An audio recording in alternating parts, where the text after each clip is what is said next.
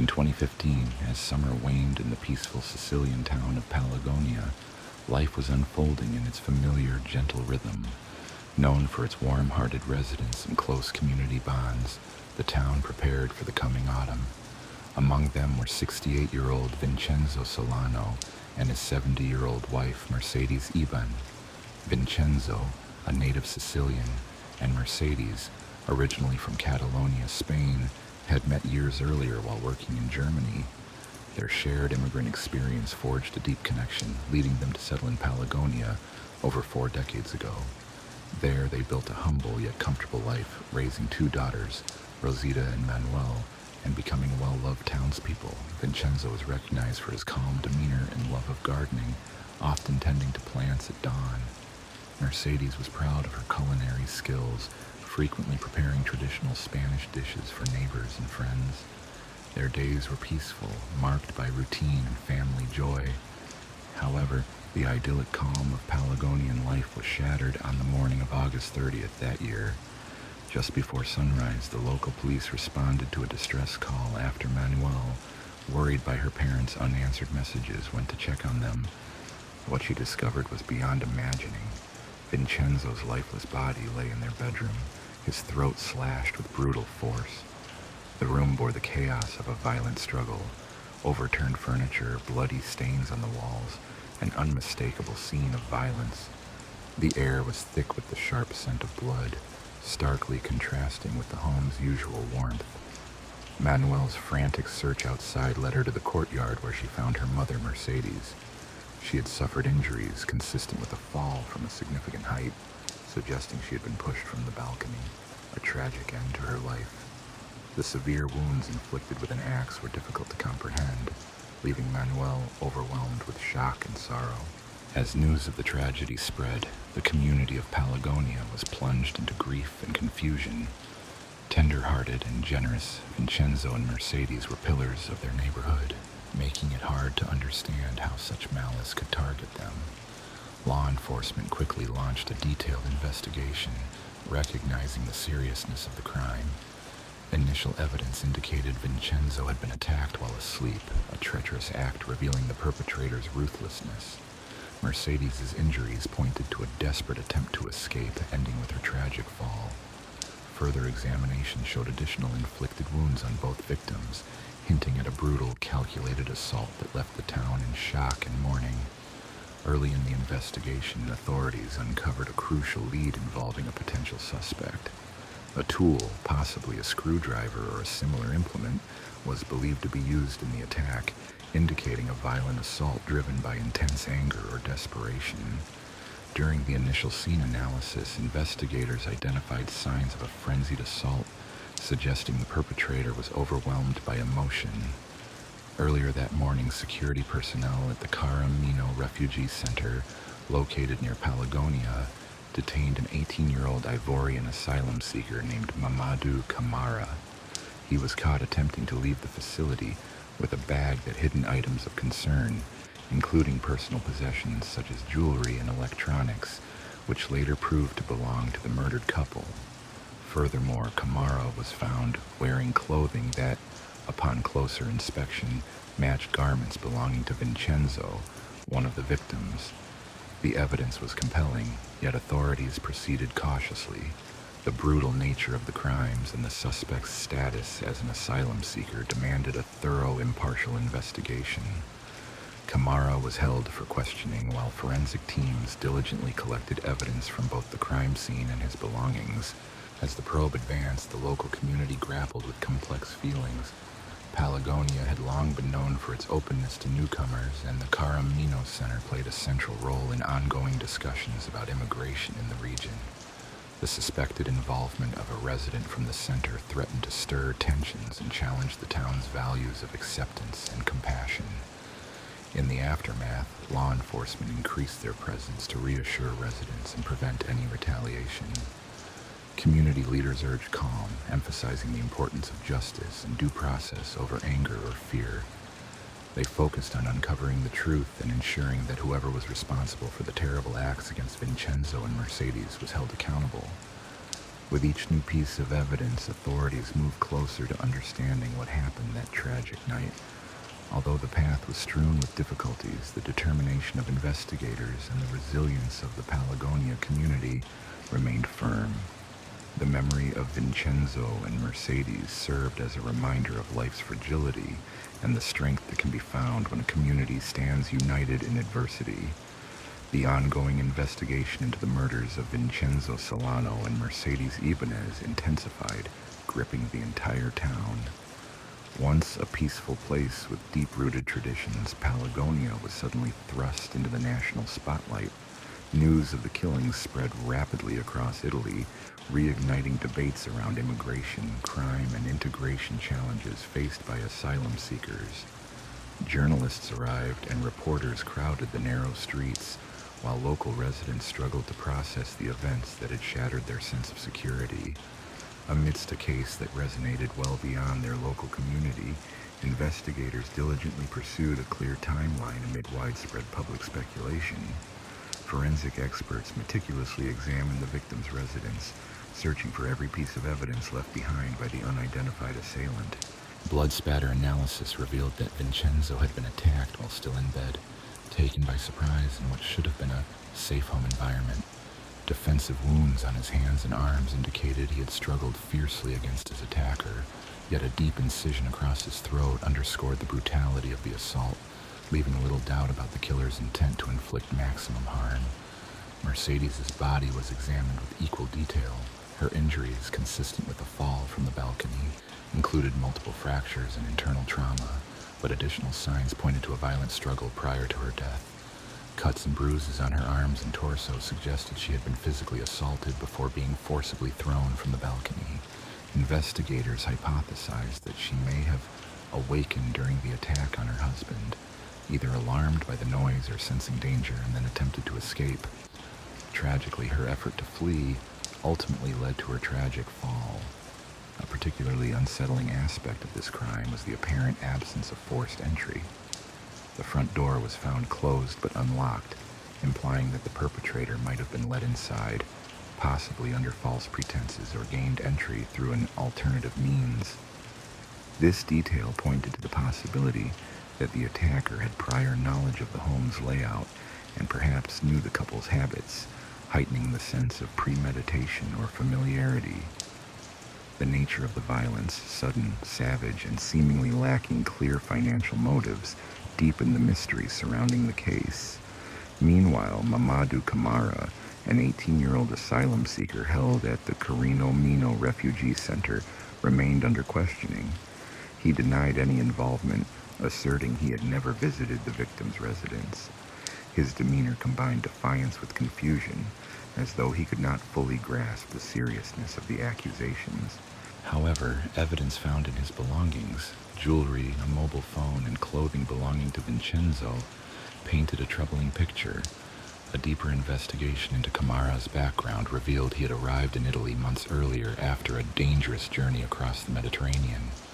Like many others fleeing war, poverty, and instability, he sought refuge in Europe.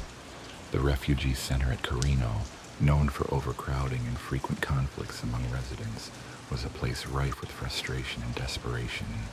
Security footage from the facility provided a crucial breakthrough. It showed Kamara leaving the center late at night, earlier than the estimated time of the murders, unnoticed by security. More telling was footage capturing him returning early the next morning carrying a bag similar to the one later found with him, dressed differently from his usual clothing, thus strengthening suspicions of his involvement. When he left, suspicions grew stronger. Forensic experts examining the belongings recovered from Kamara uncovered a crucial clue: traces of Vincenzo's blood on the fabric. This evidence left no room for doubt, directly connecting Kamara to the crime scene, transforming the case from circumstantial to solid. Nevertheless, the question remained: what motivated an 18-year-old asylum seeker with no known link to the elderly couple to commit such a brutal act? Several theories emerged. Some believed the incident was a botched burglary, that Kamara had broken into the home intending theft but was caught, leading to a violent confrontation. Others wondered if drug use or mental instability played a part, although no supporting proof had surfaced. There was also a possibility that the crime was premeditated, fueled by anger, revenge, or some hidden grudge. As the investigation advanced, tensions in Palagonia intensified. The murders had already caused outrage, but the revelation that an asylum seeker was the prime suspect ignited even stronger, more unsettled emotions. Large protests erupted outside the Kamara refugee center, with locals demanding its closure. Political figures exploited the tragedy, using it to promote anti-immigration sentiments. Graffiti appeared around the town, containing slogans advocating for stricter migration policies and the expulsion of newcomers.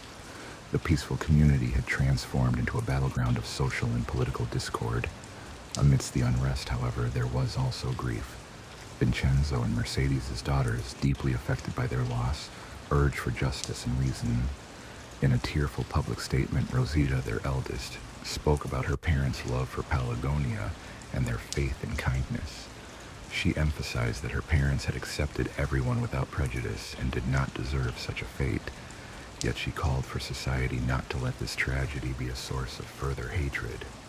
The trial of Mamadu Kamara proceeded swiftly. Prosecutors built a compelling case supported by forensic evidence, security footage, and witness testimonies. Kamara maintained his innocence, but his inconsistent statements damaged his credibility. At one point, he claimed he was coerced into stealing by others, while at another, insisting he had merely found discarded items near the road. His changing stories only reinforced suspicion and guilt in the eyes of the court.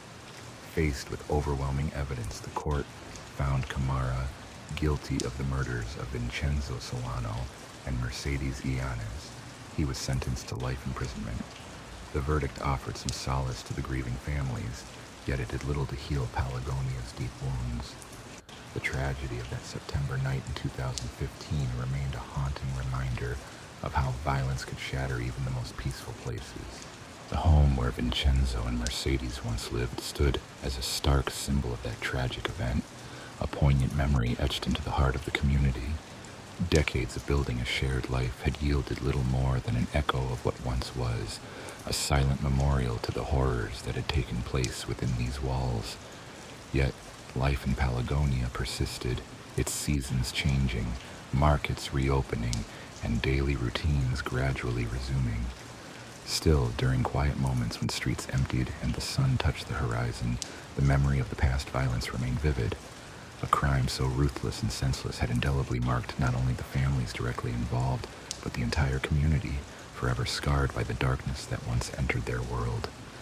The trial of Mamadu Kamara ended with a life sentence, yet the repercussions extended far beyond the courtroom's conclusion. In Palagonia, the murders of Vincenzo Solano and Mercedes Ianez left a deep imprint, a silent burden settling over the town like an autumn fog. The home where they once shared laughter and the aroma of fresh bread now stood deserted. Windows once welcoming now shuttered, curtains drawn as if to shield themselves from painful memories.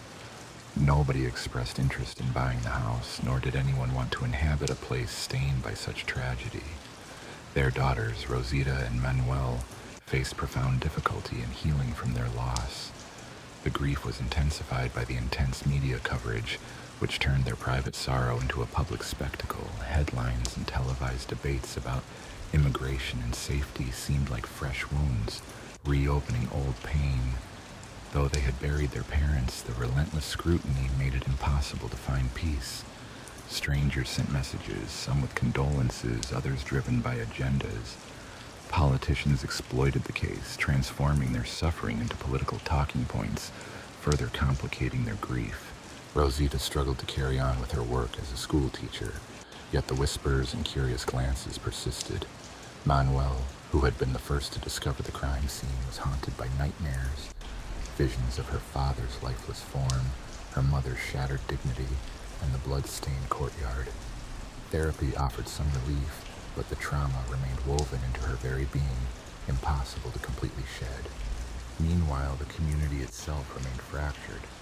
For many, the case confirmed fears that the recent increase in migration had compromised the town's once safe environment. Conversely, others recognized that violence and cruelty could manifest in any context regardless of origin, acknowledging that evil is not confined to a single group. The pervasive unease prompted residents to keep their doors locked at night and avoid the streets after sunset. Elderly individuals, once comfortable relaxing outside their homes during warm evenings, retreated indoors, silently adapting to a new, apprehensive rhythm of life.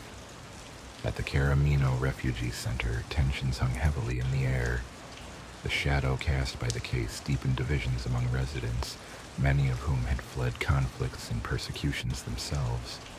The atmosphere was charged with mistrust and resentment, fueled by the ongoing echoes of the tragedy and its implications for their community. Following the tragic crime that cast a shadow over their community, local residents grew more openly wary of outsiders, viewing them with suspicion and hostility. There were frequent reports of harassment toward shopkeepers who refused service or whispered resentful slurs as people went about their daily routines. The heinous act of one individual had, in many eyes, tarnished the reputation of the entire community.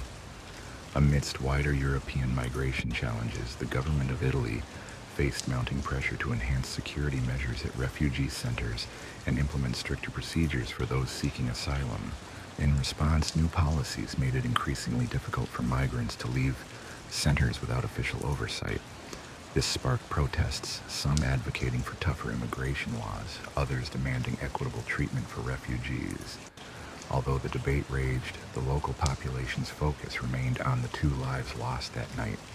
Over the years, the incident's pain persisted, though the initial shock softened somewhat. Newspapers moved on to other headlines, and public discourse shifted to fresh controversies. Yet for those who had known Vincenzo and Mercedes, their absence never truly healed. Their families often felt their loss at gatherings, where unused chairs symbolized the void left in heartfelt moments of shared joy, now forever tinged with sorrow. Rosita and Manuel ultimately made the painful choice to sell their childhood home, unable to bear the weight of memories associated with it. A young couple from outside the town bought the house, unaware of its tragic past. They renovated and redecorated, creating new moments within those walls, yet neighbors continued to regard the house with a lingering unease. Sometimes passing by at night, a chill would run down their spines, reminders of a darkness that had once lurked quietly in their midst. While justice had been served, it did not bring a complete sense of resolution. The town learned that genuine evil does not always arrive with obvious threats. Often it strikes silently without warning, transforming lives in an instant.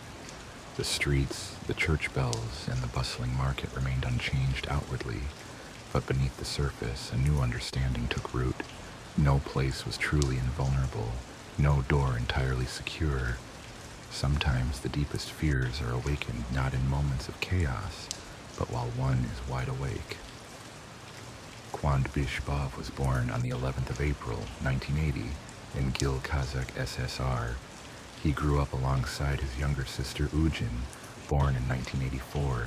His academic pursuits led him through 3 higher education institutions: Kazakh Academy of Management, Taz University, and George Washington University, supported by a presidential scholarship.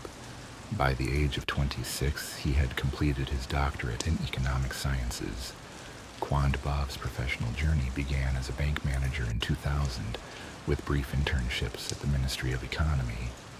He subsequently held senior positions in several major companies before returning to the Ministry of Economy in 2016, where he was appointed head of the department. However, his tenure was short-lived, ending after just 8 months due to a bribery scandal, which resulted in a decade-long sentence. Despite this, he was released on parole after serving just 1 year. His personal life, marked by ambition and setbacks, reflected a complex story of rise and fall, illustrating the unpredictable nature of success and the harsh realities of justice. She had been married twice, first tying the knot in 1999, with whom she welcomed a son in 2000. Their marriage ended in divorce in 2004. 2 years later, she married again, bearing 3 more children before separating in 2020. A few years subsequently, she entered into a new marriage with Sultanat N. Noah, born on May 15, 1992 in Pavlodar, Kazakhstan, Sultanat was the youngest of two children born to a businessman father and an economist mother. Her uncle was a notable political figure. During her school years, Sultanat developed an interest in astrology, studying literature and making precise predictions for friends and classmates. She transformed this hobby into a successful career, quickly gaining recognition. Promoting her astrological services on social media, she offered consultations, forecasts, and guidance on achieving goals, career decisions, and spiritual development. She also provided advice on love and relationships, attracting a clientele comprising primarily women and girls. Her work brought her financial independence, and her appointments were booked months in advance. With a large following online, she was living her ideal life. In spring of 2022, Kondik discovered Sultanat's social media profile and became interested. He liked her page and reached out for an astrological reading. However, she declined, explaining she only served women. This rejection increased his interest, and he persistently tried to get her attention, complimenting her and insisting only she could assist him. Flattered but still uninterested, Sultanat refused to meet him face-to-face, offering online consultations instead. Despite her refusals, Kondik persisted for months, gathering details about her routines and interests, but she remained indifferent. Eventually, Sultanat agreed to a meeting for personal counseling, though she informed her brother that Kondik was not her type and they wouldn't be compatible. She believed she could keep him at a distance, but her confidence waned when Kondik gained influence by befriending her grandmother. He asked her grandmother for support, implying that she might reconsider her feelings, and gesture that touched Sultanat. Still, she maintained her stance and refused any serious relationship. During autumn of that year, she visited her parents in Pavlodar and told her brother she did not expect any significant changes, citing the 12-year age gap and astrological incompatibility as reasons for her disinterest. However, just a month later, her social media posts surprised everyone when she announced she had accepted Kondik's marriage proposal. Her family and friends were taken aback, especially since she had recently stated that nothing serious was likely to happen. Despite her earlier reservations, this decision marked a sudden shift in her personal life. In a small town, a couple chose a lavish wedding at an affordable venue in Estonia, opting for a mosque ceremony instead of an official civil alliance. Following the wedding, Sultanat's attitude toward her partner underwent a remarkable shift. She began praising his intelligence, education, and conversational talents to her friends, and publicly denied his involvement in a dubious scandal that had briefly imprisoned him, asserting he was falsely accused. To outsiders, their life appeared idyllic. He showered her with expensive gifts, and she praised him as the ideal spouse. Their friends envied her good fortune, believing she had found a perfect partner. However, serenity was short-lived. After tying the knot, they moved into his parents' home, where his mother, Almira, indulged her with gifts and shielded her from household chores. Yet, she could not hide her son's true nature from her. Sultanat would occasionally visit her own family with her husband, but she avoided inviting them to his house to prevent sparking disputes with Kondik, her husband's father. Initially, her relatives remained unaware of the underlying issues. Everything changed less than a month after the wedding, on New Year's Eve.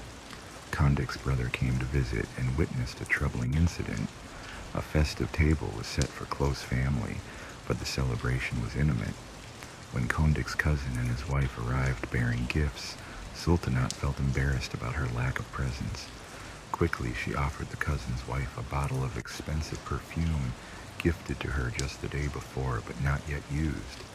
This apparently enraged Kondik, who yelled at her for giving away something he had paid for, then insulted her.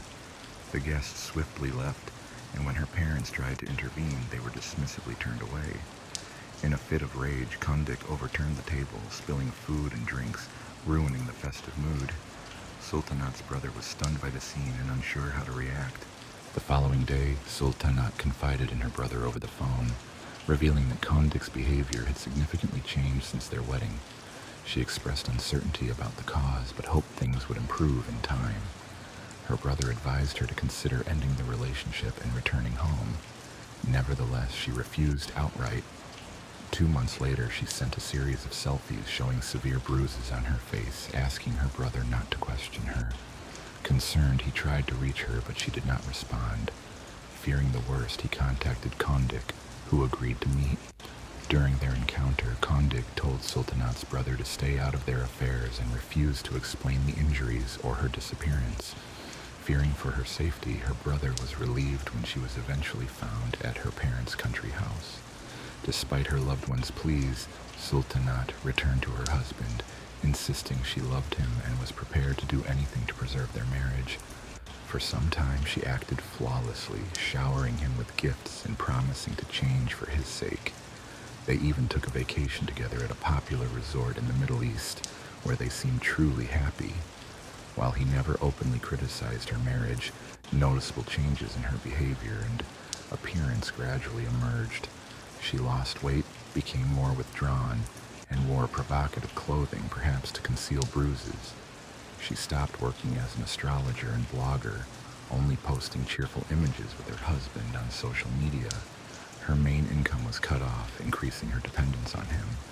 She was no longer allowed to socialize without permission and was constantly monitored. Despite her seemingly perfect outward appearance, her relationship was actually controlling and suffocating. She confided in a friend that her husband exerted complete dominance, barring her from working or contacting her parents without his approval.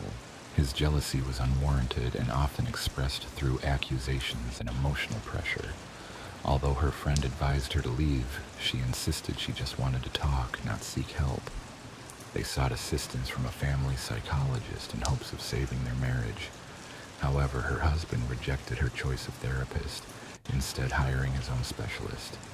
This new therapist blamed her entirely for their problems, raising suspicions that her husband hired her to humiliate her. In the summer of 2023, she attempted to leave her husband and stay with her parents. Yet, a week later he appeared, asking for a second chance and suggesting a change of environment to repair their marriage. She hoped that having a child would improve her husband's attitude, but conception proved impossible. After a family dinner in October, she briefly moved out, staying at a rented apartment her brother found.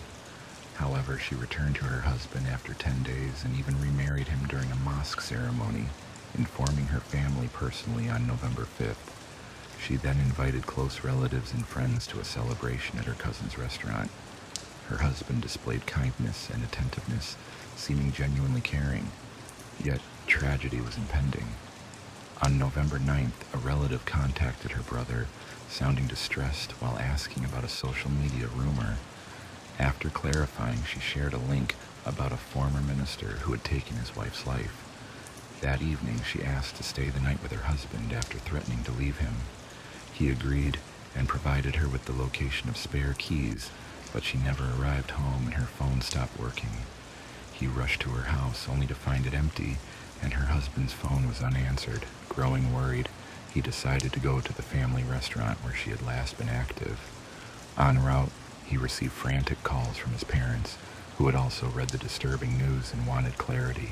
Despite their efforts, details of what had happened remained unclear, prompting urgent concern and a search for answers. On the day of the incident, he was initially told only to await further details upon arriving at the restaurant. Soon after, police officers approached him, offering condolences and informing him that his sister had tragically passed away. The news hit him hard, and overwhelmed by grief, he struggled to believe it, desperately wanting it to be a mistake. Sadly, by the time he arrived, the confirmation was undeniable. The primary suspect, named Klondike, had already been detained and taken to the station. He claimed innocence, describing the tragic event as an unfortunate accident and insisting he had been trying to assist his wife during the chaos. The restaurant's owner was also detained on suspicion of involvement in the incident. Several months prior, on the night of November 8, 2023, Sultanat, Kwand, and their friends attended a concert by singer Dima Ban. The loud music made it hard for them to converse, and what seemed like a simple disagreement soon escalated into a heated quarrel between Sultanat and her husband. Initially, others thought they were just discussing something minor. However, it quickly became apparent that tensions had reached a breaking point.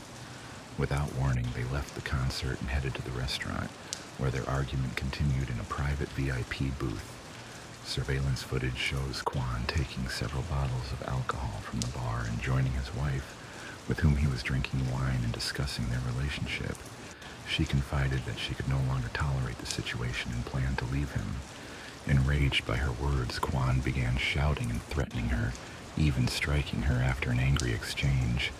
Later, she called her brother to inform him she would stay at his house for the night, having made her decision to leave her husband. Around midnight, Sultanat stepped outside, intending to go to her brother's place. However, Kwan caught up with her and their dispute resumed. The security footage captured a 15-minute argument during which Kwan convinced her to re-enter the restaurant. They continued fighting in the hallway, eventually retreating into a stall with no camera coverage, leaving the specifics of what transpired inside uncertain. Throughout the hallway, cameras recorded Kwan aggressively pursuing Sultanat as she sought to put distance between them. He seized her hands, shook her, and pushed her against the wall. His lawyer later minimized these actions, claiming they were merely acts of comfort. However, Sultanat tried to escape by locking herself in a restroom to avoid his aggression. Not deterred, Kwan kicked the door, leaving her with injuries. After forcing her to open it, he physically assaulted her, striking her multiple times in the face. He accused her of living at his expense and berated her harshly. The subsequent events remain unclear, but Kwan claimed that his wife suddenly removed her clothing and jewelry, flushing them down the toilet as an act of rebellion. Additional accounts suggest he may have forced her to do so, emphasizing a pattern of escalating violence and conflict. Following an incident where she was removing her clothing, intending to humiliate her further after losing her jewelry down the drain, she became visibly upset. This provoked her partner's rage, leading him to physically assault her multiple times, punching her face and then shoving her with such force that she collapsed and struck the toilet. During the court proceedings, he claimed that his wife had been intoxicated and had fallen several times, hitting her head on the tiles and plumbing fixtures while undressing. The couple had planned to leave the restaurant and head home, but he refused to drive because he was intoxicated. He felt ashamed of his wife, who was only dressed in underwear beneath her coat, and decided against calling a cab. Instead, they chose to return to their VIP booth. However, when she paused to look at her reflection in a mirror, he forcefully pushed her toward the exit, and the situation rapidly escalated into a violent assault.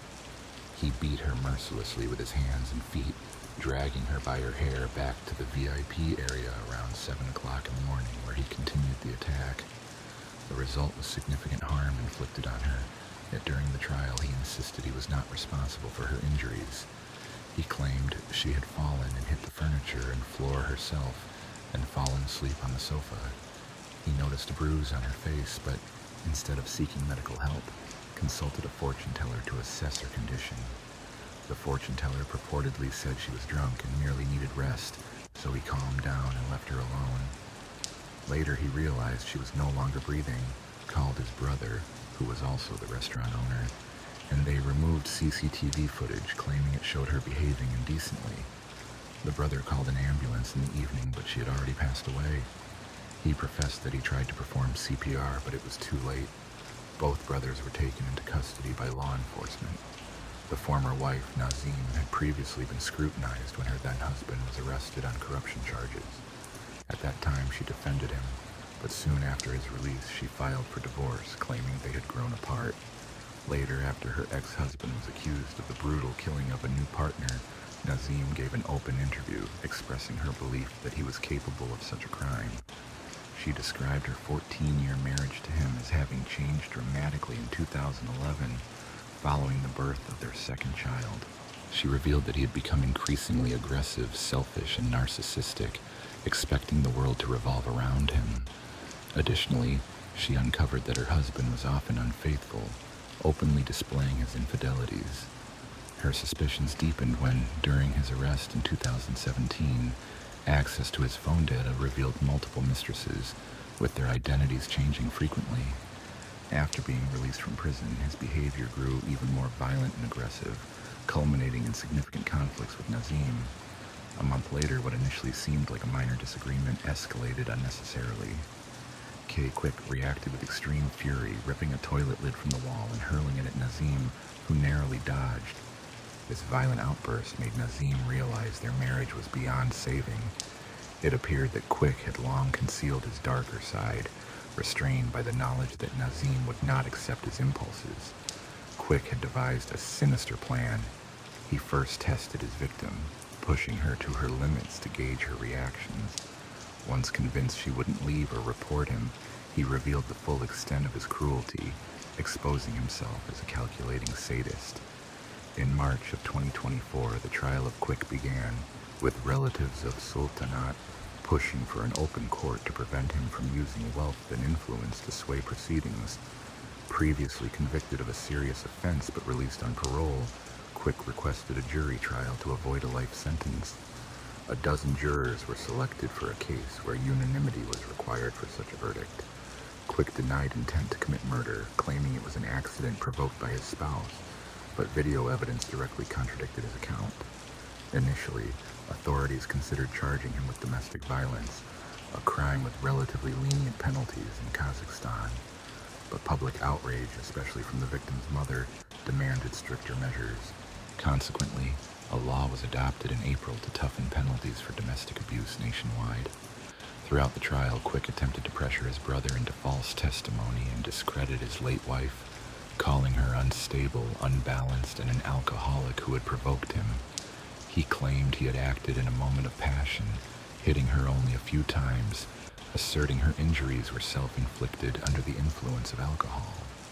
However, evidence showed he prevented medical personnel from assisting Sultanat and was more concerned with deleting surveillance footage, even instructing his brother to falsify her phone activity by making it appear she was at home.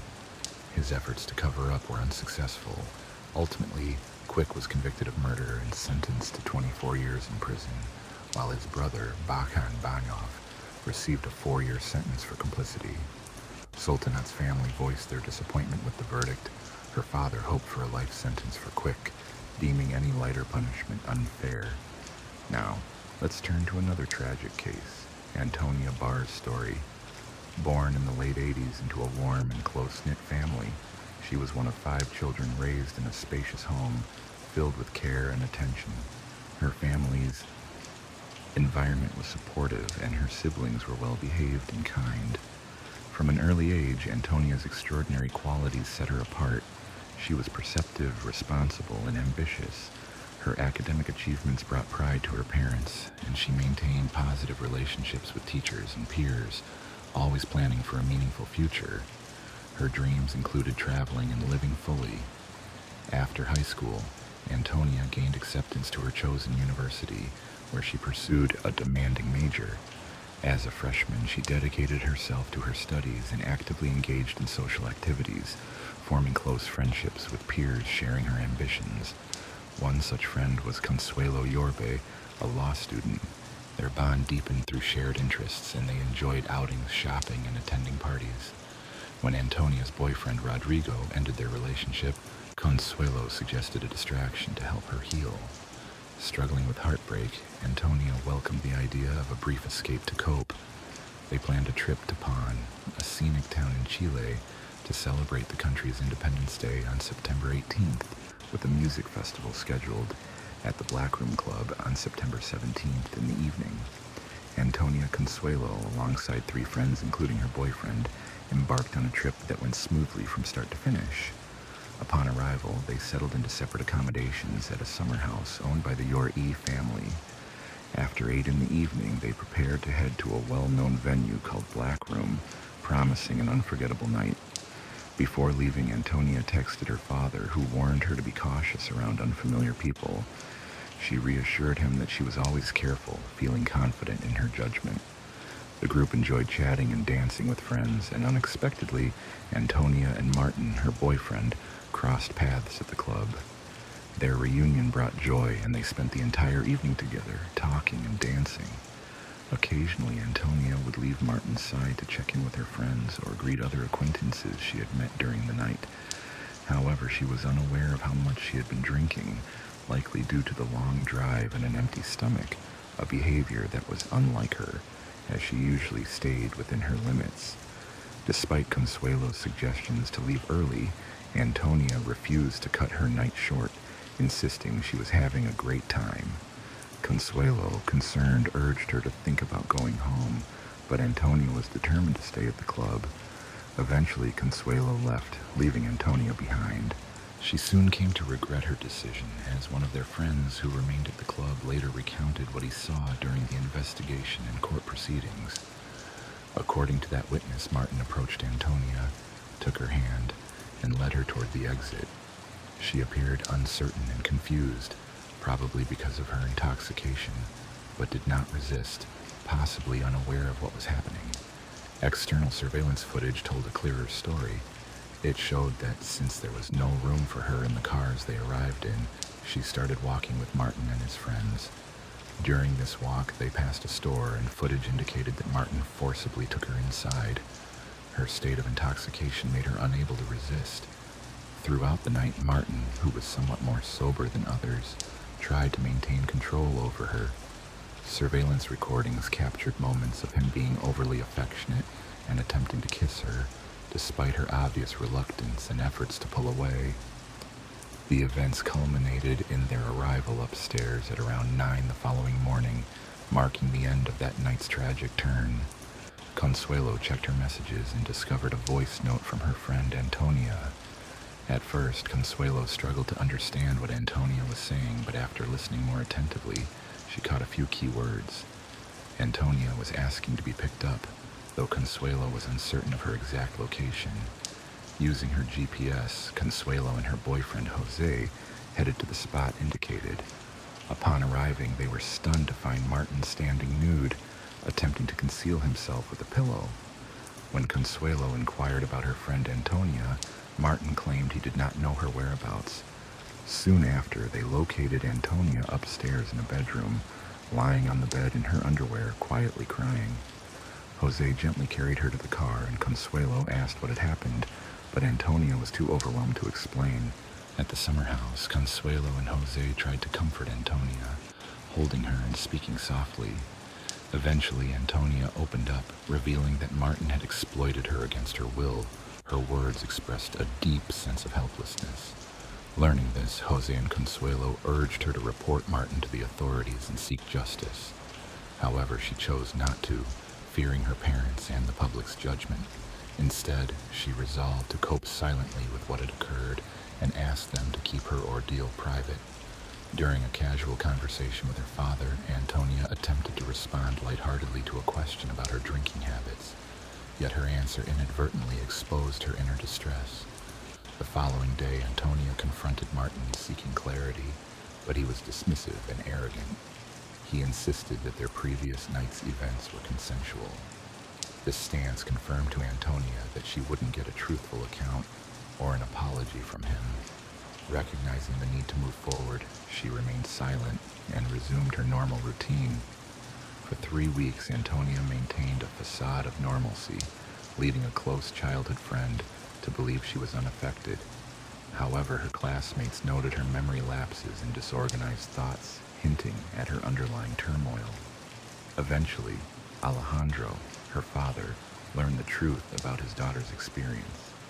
His revelation ignited a national movement, prompting many women to come forward with similar stories about Martin. The allegations resulted in 6 new charges, exposing him as a repeated offender. The Martin family sought legal protection for their personal information, which had been leaked online. They argued that the harassment, including insults, threatening messages, and false claims, violated their constitutional right to privacy. The court agreed, and on June 12, 2020, ordered that the family's information remain confidential. This decision, however, caused widespread outrage in Chile, with many feeling that the judgment overlooked broader societal concerns. On July 21st, the Antonia family highlighted concerns about the suspect's protection rather than justice, prompting them to seek intervention from the highest court, which ultimately dismissed their appeal. Subsequently, the suspect's legal representative requested safeguards for his client, yet he was eventually formally charged with multiple counts of assault. This case, widely known as the Antonia incident, stirred significant public awareness in Chile, embodying a moment of reckoning for many women who finally felt empowered to voice their own experiences after years of silence. A notable and unexpected development occurred on July 22nd, when the court shifted the suspect's preventive measure from detention to house arrest, effectively releasing him. The judge clarified that this change did not signify any reduction of sentencing severity. Despite this, the prosecutor had originally charged him with 5 counts of misconduct, but only 2 of these were recognized by the court, fueling widespread outrage. Thousands took to the streets protesting what was perceived as a halt in the investigation and the decision to allow house arrest, prompting authorities to appeal and swiftly overturn the ruling, re-establishing his custody. The importance of swift action against the suspect was underscored, especially considering his prior behavior that left women vulnerable, and in February of 2021, police discovered evidence on his phone, including troubling images of women's underwear, hinting at a trophy-like collection. The police report, spanning over 400 pages, presented testimonies from victims, witnesses, and individuals close to the suspect. An educator who knew him since childhood described him as bright and cheerful, but noted an unusual fascination with intimate topics. Some women recounted that he had inappropriately touched them during childhood, although at that time such incidents went largely unnoticed. On June 14th of 2022, the criminal court in Tamako began proceedings expected to last more than a month. During this period, the prosecution presented evidentiary material, expert analyses, and witness statements. Surveillance footage revealed that the suspect seemed unable to control his actions in a tense situation. On August 26th, he was sentenced to 20 years imprisonment for violations related to intimacy and related misconduct. However, on December 29th, the Supreme Court accepted his defense's appeal, overturning the initial verdict and scheduling a new trial for spring of 2023. In early March of the following year, his original lawyers stepped down, and the Public Defense Service took over his case. The second trial commenced on April 24th, 2024, focusing on 5 counts of violence and 2 of coercive intimacy. During this proceeding, Martin did not remain silent, choosing instead to offer his version of events, claiming severe intoxication influenced his actions. The prosecution argued that drinking with the women exploited their vulnerability, thus undermining his claims. Ultimately, on July 7, 2023, he was found guilty, with the authorities seeking a substantial prison sentence to reflect the gravity of his offenses. At 41 years old, Martin was sentenced on July 28, 2023, to a prison term of 17 years for 7 offenses related to personal conduct involving 6 victims. Having already served time in detention, he is expected to complete 14 years behind bars. Today, we look into another tragic case, that of Lizzie Marriott, which highlights the severity of such incidents. In the autumn of 2012, Lizzie began studying marine biology at the University of New Hampshire. To lower her living expenses, she moved out of her family home in Massachusetts, where her parents Bob and Melissa resided, and went to live with her aunt and uncle, Tony and Becky Hanna, in Chester. Lizzie quickly became a cherished part of her new family. Her deep passion for marine life motivated her academic pursuits, though being 2 hours away from her parents kept her connected to them through frequent communication. Known for her gentle, kind, and kind-hearted nature, Lizzie was well loved by those around her. Her aunt fondly recalled that every time Lizzie arrived home, she would joyfully declare, "I'm home," prompting smiles and warmth in their hearts. Lizzie thrived in her new environment, and new opportunities arose. She found work at a local Target, where she integrated well and earned the respect of her colleagues. It was there that she met Kate McD, an 18-year-old who quickly became her close friend. The two often spent time together after work, sharing casual outings. One such evening was planned for October 9th, with cozy dinner and movie plans. Kate's boyfriend, Seth, who brought a lively presence due to his theater background and martial arts skills, joined them that night, promising a fun gathering. Lizzie's family and friends anticipated an enjoyable evening, little knowing what was to come. When Lizzie failed to return home at the agreed-upon time, her family initially thought she might have stayed overnight with a friend or gone straight to college the next day. As the hours passed without contact, concern grew, prompting her aunt and uncle to notify her parents. They immediately drove to Chester to report her disappearance to local authorities. The investigation was launched swiftly, with officers questioning everyone close to Lizzie, yet her whereabouts remained a mystery. A friend named Nate suggested that Lizzie might be with Kate McD. When questioned, Kate said she had not seen Lizzie that night. As detectives pursued this lead, they found no activity on Lizzie's bank accounts, and her phone remained disconnected, ruling out the possibility of an accident. Following the discovery of her abandoned car, investigators interviewed her acquaintances, paying particular attention to Kate and Seth, as reports indicated they had been spending increasing amounts of time together. This case illustrates how quickly ordinary routines can turn into a search for answers when someone so young and promising goes missing, emphasizing the importance of vigilance and thorough investigation in such situations. Despite their vastly different outward personalities, Lizzie and Kate shared a close bond, though the reasons for their connection remained somewhat elusive. Lizzie was once known for her cheerful demeanor, but after meeting Seth, she changed profoundly. Her colleagues noticed a shift in her behavior, prompting her to distance herself from relatives who disapproved of Seth's conduct. Lizzie and Seth began dating when she was 17, and after she turned 18, they moved together to Dover, New Hampshire. On October 12th, authorities separated Kate and Seth for questioning, a tactic that yielded valuable information. Kate consistently denied ever having met Lizzie on October 9th, but her cooperation soon ceased entirely. Meanwhile, Seth provided more details, claiming that Lizzie was at their residence that night. He described a day they all watched a movie, played strip poker, and later engaged in a consensual three-way activity. Tragically, the situation took a fatal turn when Lizzie, who was tied with a rope, accidentally lost her life. Overcome with shock and fear of misinterpretation, Seth and Kate decided to dispose of Lizzie's body by tossing it into the Pasaka River on Pierce Island. After 11 hours of questioning, Seth led the police to the location, reenacting how they threw Lizzie's body over the cliff. Her parents doubted Seth's account, insisting she was in a loving relationship with Brittany and would never have harmed herself. They urged authorities to find her remains for a proper farewell. Despite extensive searching by volunteers and detectives, the swift currents of the river likely carried her body out to the Atlantic, making recovery impossible.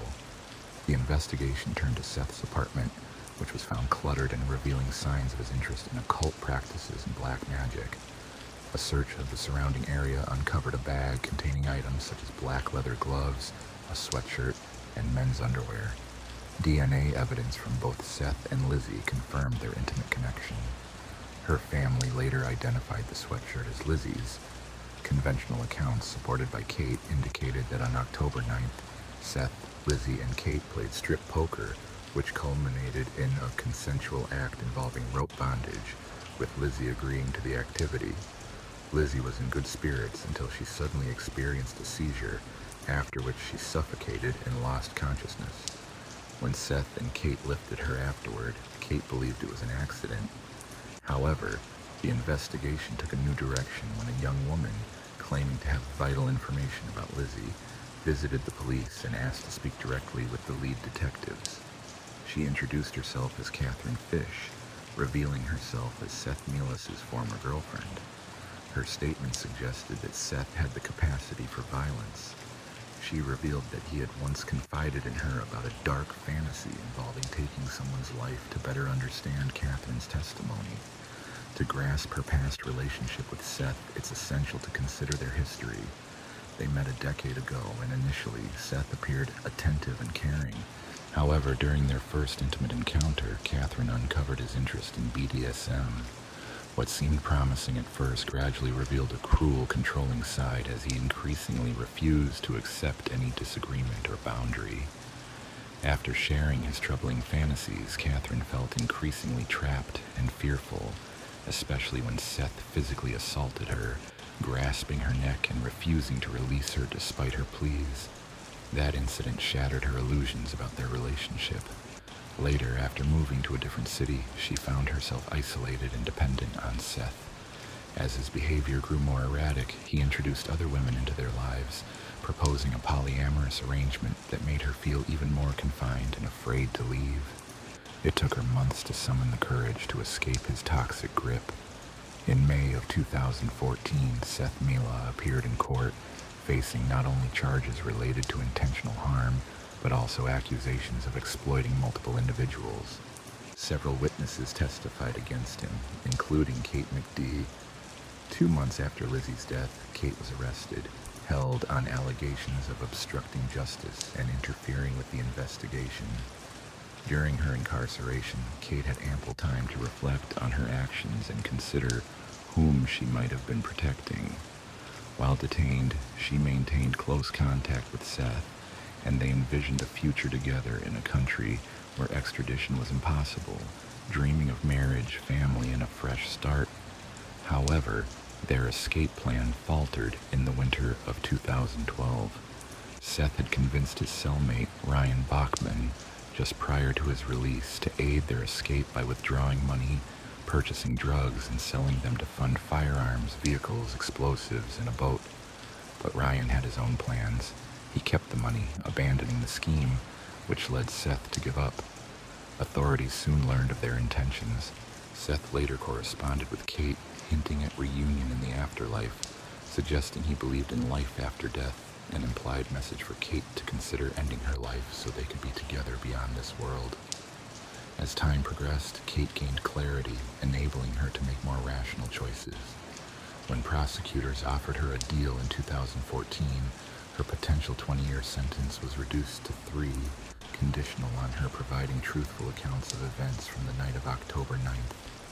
Acceptance of this deal shed light on her deep fear of Seth, revealing how he had gradually stripped her of independence, controlling her actions and decisions. Approximately 6 weeks before the tragic event, Seth had asked Kate to arrange a threesome while she was away on a 10-day theatrical tour. She was unable to find a participant. Over time, Seth's messages to her became more aggressive, shifting from instructions to veiled threats, warning of severe consequences if she failed to comply, demands that included inviting a friend to join his plans. Kate, trusting Lizzie, invited her to visit at her home. Believing Lizzie knew Seth, and knowing she might be hesitant, she withheld the full truth about his presence. Seth had seen Lizzie's photos and was eager to meet her. On October 9th, Seth arrived at Kate's apartment at 9 o'clock in the evening, setting into motion events that would forever alter their lives. Initially, Kate and Lizzie were chatting casually when Seth joined them, bringing a cheerful atmosphere with his jokes and friendly attitude as they watched a film. Later, Seth proposed playing a game of strip poker, lowering the lights to add a sense of intimacy. As the game progressed, Lizzie gradually lost, ending up in her underwear. On another round, Seth suggested kissing Kate, but she declined, explaining her committed relationship and finding the idea unpleasant. Seth then proposed leaving Lizzie alone, but she refused to go. He retrieved a rope and gloves from his room, returned, and suddenly strangled Lizzie with the rope before she could react. Following this, Seth further violated her body. Although Kate was present, she did not intervene, claiming she was too frightened to act and feared becoming the next victim if she tried to help. Later, around 1 o'clock in the morning, Seth and his girlfriend wrapped Lizzie's body in a tarp, placed it into a suitcase, and transported it to Lizzie's car. They drove to Pierce Island near the river, where they removed her body and threw it off a cliff from an observation deck. After the incident, Kate and another person cleaned inside her vehicle before heading to the campus parking lot. From there, they walked 10 miles back to Kate's home. The traumatic experience left Kate deeply distressed, and she entered a state of shock. She was also reluctant to testify against Seth, fearing intimidation or retaliation. During the trial, her emotional outbursts caused some to doubt her sincerity, suggesting she might be a skilled actress. The defense argued that Lizzie's death was accidental during an intimate moment, though they admitted that Seth and Kate had disposed of her body. They claimed Seth had isolated and coerced Kate, affecting her mental state. Conversely, the prosecution alleged deliberate murder, citing the presence of gloves at the scene that hinted at premeditation. Witnesses, including acquaintances Roberta Gherkin and Paul Hickok, testified for the prosecution. It was established that after Lizzie's murder, Seth called Roberta and Paul at 10:49 in the evening requesting help, and they arrived sometime after 11 o'clock. In a distressing case, investigators discovered Seth lying beside Kate McD in lingerie. Seth confessed that the situation had escalated beyond what was acceptable. Meanwhile, Roberta found Kate in the kitchen and suggested calling emergency services, but the group decided against involving authorities or intervening further. In 2014, Seth Mello was convicted of causing serious harm through coalescence and conspiracy, resulting in a life sentence without the possibility of parole. Kate McD, who was 20 years old at the time, received a 3-year sentence as part of a plea agreement and was released in 2016. Since then, she has kept a low profile. The parents of Lizzie Marriott, Bob and Melissa, believe that her sentence was insufficient. They hope her case serves as a stark reminder to others, especially women, to exercise caution. In her hometown, they created a memorial bench, as her remains were never recovered. Turning to another tragic story, we recount the life of Blake Leal, born on May 8, 1981, in Toronto, Canada. His family was notably affluent. His father, Lauren Leal, was a prominent real estate mogul and recognized figure in Canadian motorsport, while his mother, Eleanor Chettle, inherited a plastics business from her father, Paul Chettle. This company specializes in versatile polytharp materials and reportedly generates over $28 million annually. However, Paul Cheadle was known to be a controlling and aggressive individual. His wife, Blake's grandmother, suffered from a severe mental illness, though the diagnosis remains undisclosed. When Paul Cheadle passed away, he left a will that withheld inheritance until family members completed alcohol, drug, and health screenings, including an HIV test. Once these conditions were fulfilled, Paul's companion received luxury gifts such as 2 Mercedes-Benz cars and a Cadillac, along with other items. His daughter, Eleanor Chettle, was granted a substantial payout of $12 million. Notably, his son, Cody Leal, was excluded from the will, with Paul explaining the omission was not due to a lack of affection, but because he believed Cody's father would adequately support him. On the other hand, Blake's father, Lauren Leal, was a charismatic man known for dating young women and flashing his wealth in flashy Ferraris. Following the separation from Eleanor Chettle, Blake lived with his mother, while Cody remained with his father. Over time, Blake and Lauren grew distant, with Blake feeling that his father was not providing sufficient financial support. Despite these familial tensions, the Leal family remained highly successful. Blake's grandfather, Stanley Leal, was a renowned sailor who competed in the 1968 Summer Olympics and later developed hundreds of residential properties across Toronto. Blake's aunt, Terry Leal, worked as a journalist and hosted CBC's Olympic coverage during the 2002, 2004, and 2006 games. From the outset, Blake and his brother Cody seemed destined for achievement, yet underlying familial issues cast a shadow over their promising futures. When Cody Leal moved to California, he quickly made his mark by leveraging a conducive financial environment that fostered success. In 2017, he sold his luxurious 5,500 square foot residence in Beverly Crest for nearly $18 million, reportedly to pop star Katy Perry.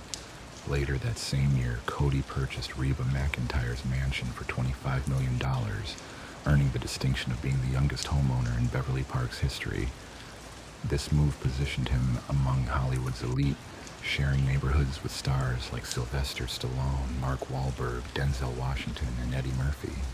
Cody also achieved a rare milestone by becoming the youngest owner of an Enzo Ferrari. Beyond real estate, he owned a record label and was a familiar presence at a poker club known as Molly's Game, where he rubbed shoulders with celebrities such as Leonardo DiCaprio, Ben Affleck, Matt Damon, and Tobey Maguire. His accomplishments reflected a family upbringing marked by ambition and success. Cody's brother, Blake Leal, also relocated to California in 2004. Despite his youth, Blake received an allowance from their mother totaling almost $2 million over 8 years. Tragically, in 2011, their mother Eleanor died from brain cancer, leaving a substantial inheritance to Blake and Cody. About 2 years later, Blake challenged their mother's will, attempting to remove their father as trustee and to deny Cody his inheritance. Courts showed little sympathy for Blake, as he reportedly did not attend his mother's funeral. Blake Leal made a foray into filmmaking, writing and directing a low-budget comedy titled Bold in 2009, which failed to find an audience. The film was a notable disappointment, earning a mere 2% rating and marking a stark contrast to the success story of his brother Cody. Rated 6 stars on IMDb, the film remains accessible on Plex TV for those curious enough to seek it out. Blake Leal also directed a 2013 film titled Soulmates *, and he was credited as both a creative consultant and a director for several episodes of the Mel Brooks Spaceballs animated series. In 2010, Blake published a graphic novel called Syndrome *, which explores the story of Dr. Chat, a character sharing the name of Blake's own mother. Within the narrative, Dr. Chat studies serial killers and goes to extraordinary lengths, even assembling a town full of actors to stage a simulated reality reminiscent of the Truman Show *. At one point, he fakes the execution of a serial offender, then erases the man's memory so he can wander free, monitored by the doctor. The character's core philosophy is that evil is not an inexplicable force, but merely a symptom or syndrome. Co-author Ryan Roberts recounted that Blake had done extensive research on serial killers and vividly demonstrated, through gestures, how victims could be drained of fluids by flipping them upside down, a detail Roberts admits he can't forget. Although Blake did not actually write or illustrate the final edition of Syndrome *, he was credited as its creator and penned the foreword, posing provocative questions about violence. The novel's theme was summed up with Blake's own chilling query, if you loved hurting things, what would you do? Syndrome * became Blake's most notable project, culminating in him distributing copies freely at San Diego Comic-Con. A producer described Blake's desire to be regarded as a respected comic artist, which he sought to achieve through cash investments into his work. Despite his efforts to appear rebellious and edgy, it was evident to many that Blake Leal grappled with profound mental health struggles, gradually slipping into a dark and unstable state. Those close to him noticed warning signs, yet none foreseeing the depths to which his mental health would ultimately descend, becoming beyond any chance of rescue. In his personal life, Blake experienced a complex romantic history. In 2006, he met Amanda Bra, a Californian model previously involved with Andrew Alec, a man who had died in prison after criminal convictions related to financial fraud. After 5 years of dating, Blake and Amanda married in 2011. Soon afterward, Amanda delivered their son, and the couple appeared to enjoy a comfortable life in a Beverly Hills mansion. Blake, however, channeled his earnings into fleeting pursuits, while reportedly indulging heavily in weed and forming various schemes for success, none of which materialized. During this period, a friend observed that Blake grew increasingly obsessed with violence, developing a distant and paranoid demeanor that suggested a transformation. By summer of 2015, Blake abandoned Amanda while she was pregnant with their second child, an act attributed to his ongoing marijuana use, but many sensed deeper issues. He began withdrawing from family and friends, sinking into a dark world of gore and brutality, and even suspected his brother Cody of owing large sums to Russian gangsters, a claim lacking any real evidence. Despite widespread confusion, no one could comprehend how Blake's mental state was deteriorating so rapidly, with many attributing the tumult to the profound grief triggered by his mother Eleanor's death. Blake's pursuit of wealth and fame proved futile, despite possessing a luxury property, valuing $5 million in Toronto and amassing millions more through inheritance. His attempt to challenge his mother's will in 2013 failed, leaving him financially strained. Desperate for relief, he turned to his father, seeking assistance to settle mounting credit card debts. When Blake's unpaid legal fees from a case involving Eleanor Chatwell went unresolved, his lawyers sued him for non-payment, deepening his financial troubles. After ending his relationship with Amanda, Blake tried to launch a new project titled Psychopump, centered on a caped vigilante who decapitates villains before sharing the exploits on YouTube. However, critics panned the screenplay, describing it as an unoriginal, excessively violent parody of Batman, one that was poorly crafted, lacking creativity, and filled with gratuitous brutality.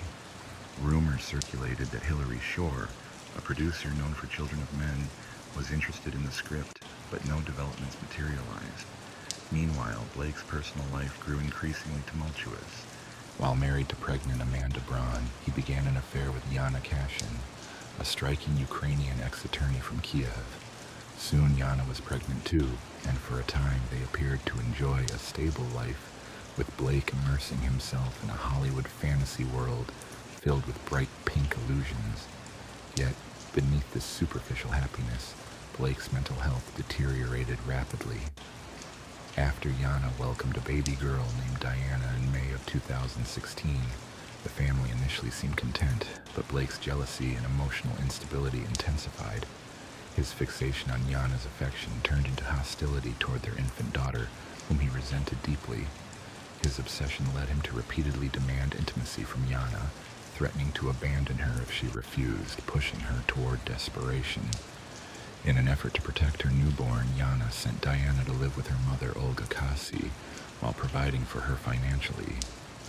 Trouble escalated when Blake was arrested near his condo on May 20th for sexual assault. The incident involved his third girlfriend, Constant Bufori, a talented storyboard artist known for work on films such as Aquaman, Snow White and the Huntsman, and the Emoji Movie, who had been living at another property he owned. She accused Blake of forcing himself upon her inside her home. Blake posted bail of $100,000 and was released after approximately 15 hours. However, the situation worsened when Yana discovered Blake's affair with Constant, which marked the final break for her. She moved out, seeking refuge with her mother Olga, leaving Blake isolated and the door to their fractured relationship gravely closed. The police attempted to breach the door to the bedroom, but a mattress pressed against it from the inside prevented access. They yelled for anyone inside to come out, and finally Blake responded. He explained he wouldn't leave because he was afraid officers might harm him. The officers reassured him they meant no harm. Their goal was simply to check on his girlfriend's well-being. Blake insisted she was fine, informing them she was hospitalized and providing a room number. He added that his father would arrive soon and refused to come out until then. Blake referred to his accountant and mentor, Stephen Green, who had been contacted around noon and asked to stay at the apartment for a month. Prior to that call, Stephen Green had been unable to reach Blake, leaving messages and voicemails, yet received no response. Concerned, Stephen called Blake's phone, expressing his worry and love, and offering help through whatever difficulties Blake faced. Sadly, by the time Stephen arrived at the condo, it was clear that it was too late to intervene. When Stephen Green arrived, he spoke to Blake through the partially open bedroom door. Later, a detective arrived and found Green in the living room, still on the phone with Blake. At some point, Green hung up, and the detective asked him to call Blake again. After a brief conversation, Blake finally agreed to emerge, wearing only boxer shorts. Officers handed him some clothing, which they checked first. They found his passport and about $4,000 in cash, suggesting he might try to escape. However, this attempt never occurred. As the officers entered the room, one officer shouted, "She's on the bed," prompting them to order everyone outside and call in paramedics. Tragically, Yana Kashin was declared dead at 1:20 p.m. On May 26th, Yana Kashin's body was found lying on a clean sheet, partially covered with a red Mickey Mouse blanket atop a blue polka dot one. Her head rested on a pillow, but her face bore the marks of severe trauma, bruises and abrasions on the left side consistent with blunt force injuries, along with human bite marks on her jaw and bicep, and fingernail scratches beneath her jawline. Her scalp had been meticulously removed from around her eyebrows to the back of her head, revealing extensive damage. A large portion of skin on her right cheek was also missing, exposing her skull bones, which were visible through the wound. Cuts crossed her lower forehead below the eyebrows, while a deep gash extended from her cheek to her jaw on the right side and another on the left side near where her ear should have been, but had been entirely removed. The medical examiner suggested that a sharp instrument likely was used to cut away her skin, but also noted that her tissues had been torn by hand. Given the extent of tear and cut injuries and considerable tissue damage, the process of inflicting this was probably prolonged. Further examination revealed inflammation and bleeding in severed tissue samples, indicating she had endured these injuries while still alive. Strikingly, investigators found that her heart chambers contained no blood, which was abnormal given her grave injuries. Nearly half of her blood supply was missing, which could not be explained solely by gravity. Her heart must have been actively pumping during the blood loss. It is believed that her blood was drained when she was placed in a bathtub, with her head positioned below her feet and water was run over her head. Foam in her nostrils suggested she was submerged for at least 30 minutes. Afterward, her body was washed and laid back onto the bed. Her cause of death was officially determined to be exsanguination, the loss of all blood. An imprint on an adjacent pillow hinted at someone lying beside her. Additionally, dried blood stains on the mattress beneath her, along with fragments of her eyebrow on the floor, pointed to a violent scene. The investigation uncovered a disturbing pattern of brutality inside Blake Leal's residence. Blood stains and flesh fragments were found behind the bed, along with splatters on the wall near where Yana's body lay. An extra mattress in the room, a side table, and other surfaces bore blood evidence as well, revealing that the violence had been widespread and intense throughout the space. When investigators examined the scene, they discovered a clump of hair and a blood-stained razor in the trash can near the second bed's obstructed door. In the master bedroom's bathroom, hot water continued to run, revealing blood stains and hair in the bathtub. A green paring knife with blood on its blade was retrieved from the top drawer. The blood stains on the bed's headboard and in the guest bedroom corresponded to a pattern consistent with being caused by the top of Jana's scalp. Blood was present on 2 towels, a pillowcase, the floor, and the base of the drapes in the guest room, while the bathroom drain also tested positive for blood. Chemical analysis confirmed that there was blood in areas of the dining room, hallway, guest bathroom, and bedrooms, suggesting someone had attempted to clean up. The kitchen garbage disposal was also positive for blood. Additional evidence was uncovered in a dumpster where trash bags thrown through the nearby chute close to Blake's condo contained blood-stained bedding, towels, clothing, bath mats, placemats, and a bed skirt with bloody handprints. Human tissue, including pieces with hair resembling scalp and an ear sample, was also recovered. Samples from Blake's hand and fingernails contained Jana's DNA. Her hands showed injuries consistent with defending herself. The marks and bruises on Blake's face at the time of arrest indicated he had likely inflicted them during her struggle for survival. The Los Angeles coroner concluded she was kept alive for approximately 8 hours and noted injuries unlike any he had seen, comparing them to wartime wounds. Blake Leal was arrested and charged with the assault and death of Jana Cashin. It was later revealed he used her phone through a delivery service to order food during her disappearance. His demeanor at the scene was cold. He appeared unaware of Jana's death, responding indifferently when told of her fate, simply suggesting that the investigation would reveal the culprit. As officers led him away in handcuffs on June 26, 2018, he wore a sinister grin. Due to the severity of his crimes, Blake Leal received a life sentence without the possibility of parole. The possibility of the death penalty was present, but prosecutors decided against pursuing it. Although medical experts confirmed he was sane and capable of standing trial, the jury took only 3 hours to deliver a guilty verdict. In addition to his sentence, he was ordered to pay approximately $43 million to Jana's family. Cody Leal was present at every day of the trial, while Blake's father was absent. Jana Cashin had only recently moved to the United States, aiming to become a translator before her life was tragically cut short. Her death was an unimaginably devastating event. The crime appeared to lack substantial motive. beyond Blake's narcissistic need to dominate women with his financial support. It was as if this insidious juvenile evil had never truly grown up. Once rejected, he felt his ego shattered and could no longer withstand the emotional turmoil. His despair drove him to a tragic act, ending the life of his newborn daughter's mother in an act of desperation. Now I want to share with you another distressing case, that of Siobhan McLaughlin. On the 28th of February, 2006, Siobhan was discovered dead inside a locked bedroom at her home in Neshgold Town, Dublin 14.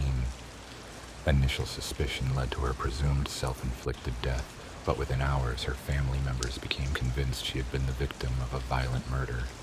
Siobhan was one of 8 siblings, 7 sisters and 1 brother, born to Juan and Deja McLaughlin. She worked as a chef in an electrical company's cafeteria. In 1989, at the age of 21, she met Brian Carney, a 31-year-old electrical engineer employed at the same firm, an esteemed position. Although Siobhan lived alone in an apartment, Brian shared a home with his young daughter Aisling from a previous relationship. His wife, Aisling's mother, had passed away some years earlier from natural causes. Brian was raising his daughter solo until Siobhan moved in with them, after which they renovated the house before deciding to sell it. Siobhan, a talented chef trained at the Shelburne Hotel, aimed to establish her own catering business. She was ahead of her time, incorporating ingredients uncommon in Ireland during the 1990s, long before such foods became mainstream. The era of traditional meat and potatoes was fading, making her culinary approach quite innovative. Besides being an electrical engineer, Brian also owned a music shop called Music City, which he sold in 2005. The couple became engaged in 1995 but separated afterward. During their time apart, they maintained regular contact, often meeting for dinner every few months. Brian didn't pursue any other romantic relationship during this period. Eventually, they reconciled in January 2002, tying the knot, and soon after, Siobhan was expecting their first child, their son Daniel, born later that same year. The couple traveled to Spain on holiday, with plans to buy a boat.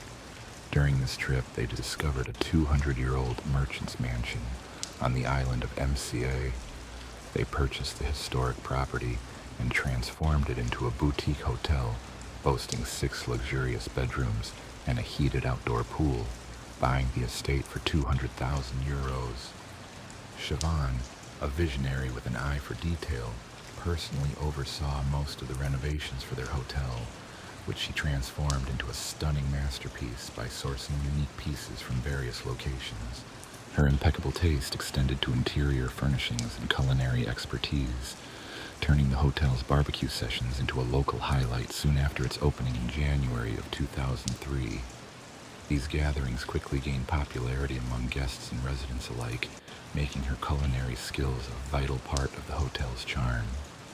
Together, Siobhan and her husband, Brian, frequently traveled between their hotel and MCA in Ireland.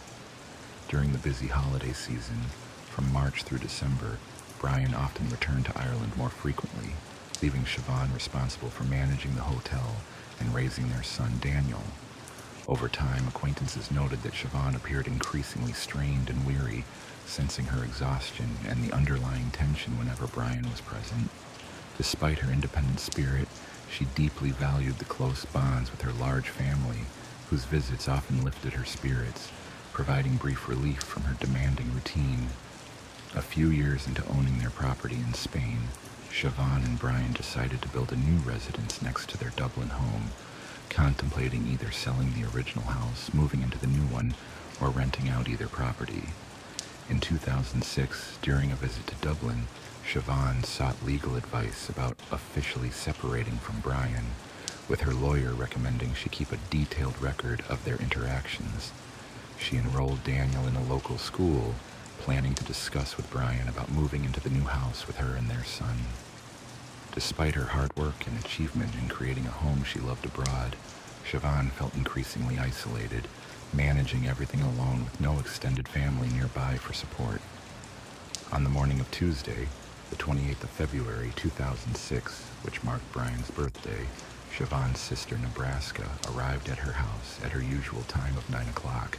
However, that day she was delayed and did not reach Siobhan's door until 9:30, marking an unusual change in their routine. Having her own key, she entered the house alone, discovering 3-year-old Daniel wandering freely downstairs. Nia then proceeded to Siobhan's bedroom door, which was locked, and when she called out her name, there was no response. She quickly contacted her parents to inform them of the situation. Upon their arrival, her father forcibly opened the door and found Siobhan lying inside near the door. Owen carefully touched Siobhan's forehead and leg, only to realize her body was cold, confirming she had already passed away. Siobhan was only 38 years old. The key to the bedroom was located just a few inches from the main door, seemingly pushed under the door. Immediately, Owen contacted the Irish police. When they arrived, investigators examined the scene and suspected it had been arranged deliberately, noting the presence of photographs placed around Siobhan, almost like a makeshift shrine. A cord was partially wrapped around her neck, but it had been broken. Forensic analysis revealed indentations at the top of the door frame, with the remaining part of the cord wrapped inside the door handle, creating the impression that she had attempted to hang herself. However, prosecutors later argued that the cord, given Siobhan's weight and her physical stature, would have snapped within 5 seconds if she had indeed been hanging. She would have needed to be at least 6 feet off the ground for that to be plausible. Further evidence confirmed Siobhan had been dead for several hours, as signs of rigor mortis had already appeared. To avoid media attention and protect the privacy of the family, the Garda imposed a 2-day silence on discussing the case, limiting the family's communication with reporters. This precautionary measure was believed to be a response to a previous incident involving Rachel O'Leary, where publicity hindered the investigation.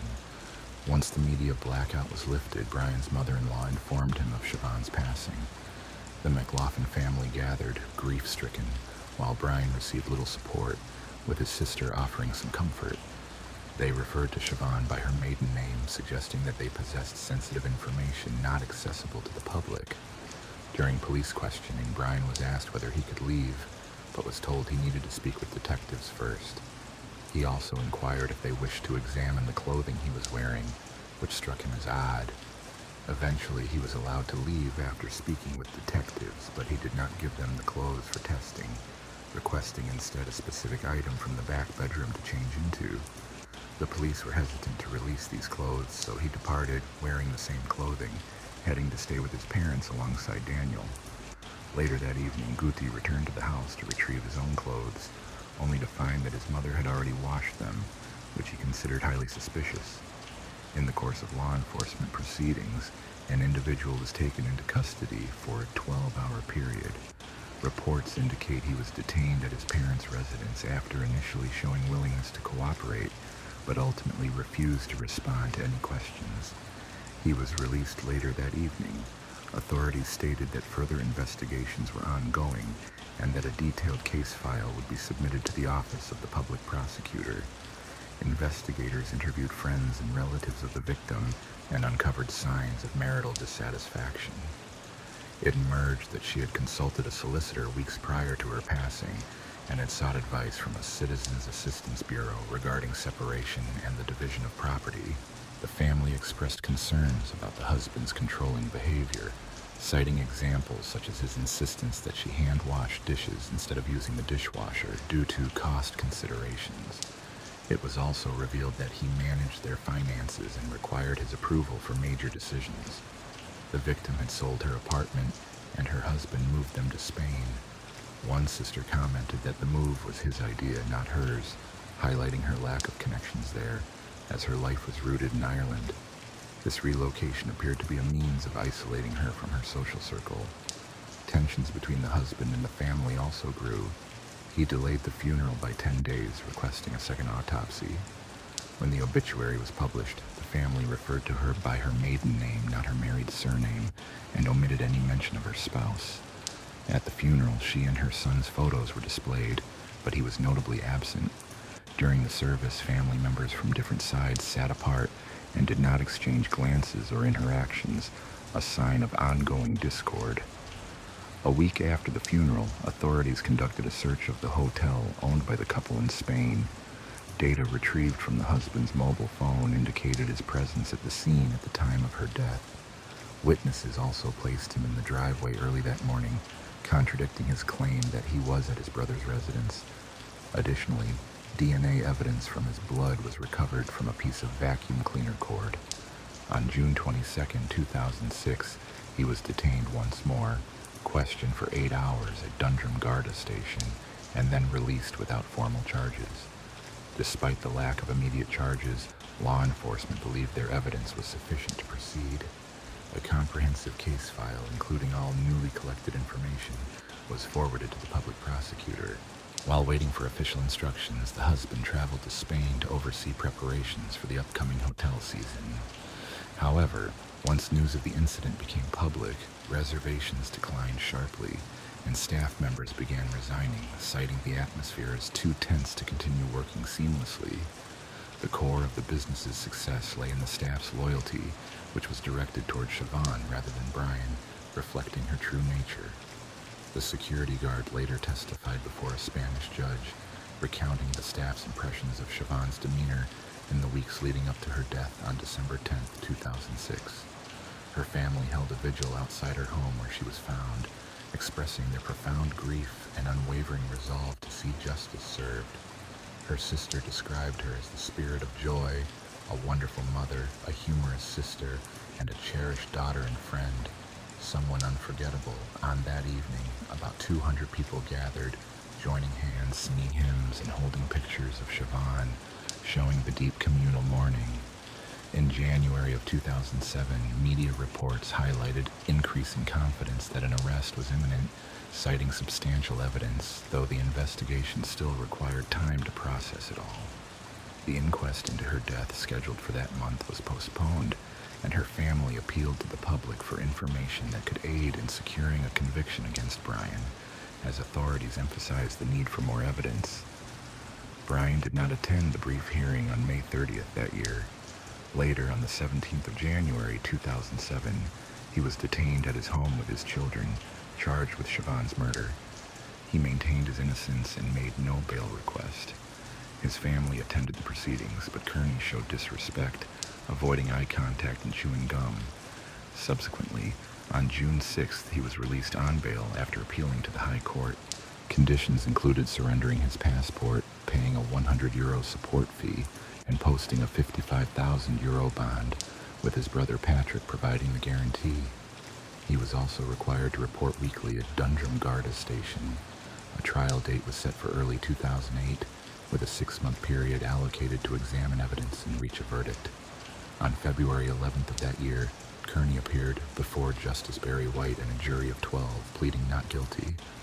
However, the defense requested a mistrial after discovering one juror's employment with a home security company responsible for the system installed at Kearney's residence. The court dismissed that jury and impaneled a new one.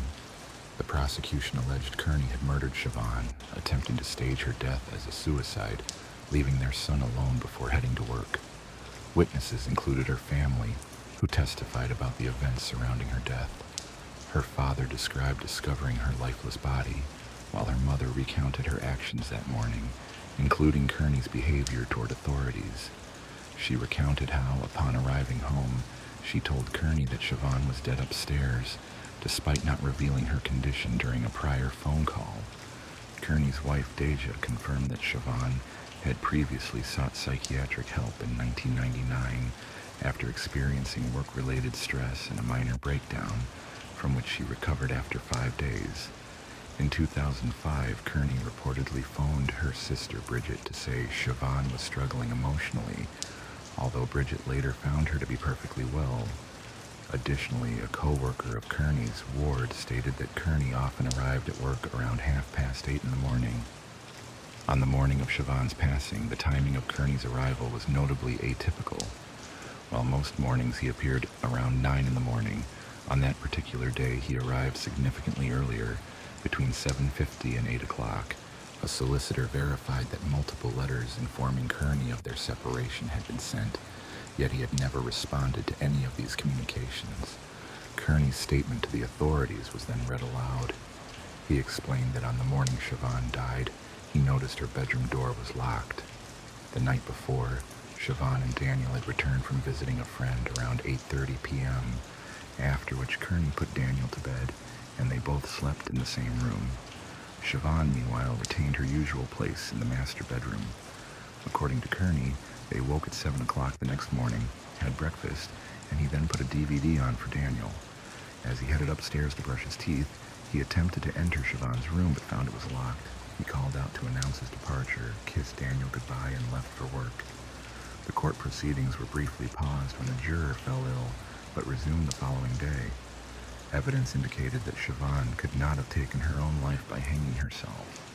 The forensic examination revealed marks on her neck and chin, along with fractures in her larynx, as well as abrasions on her chin.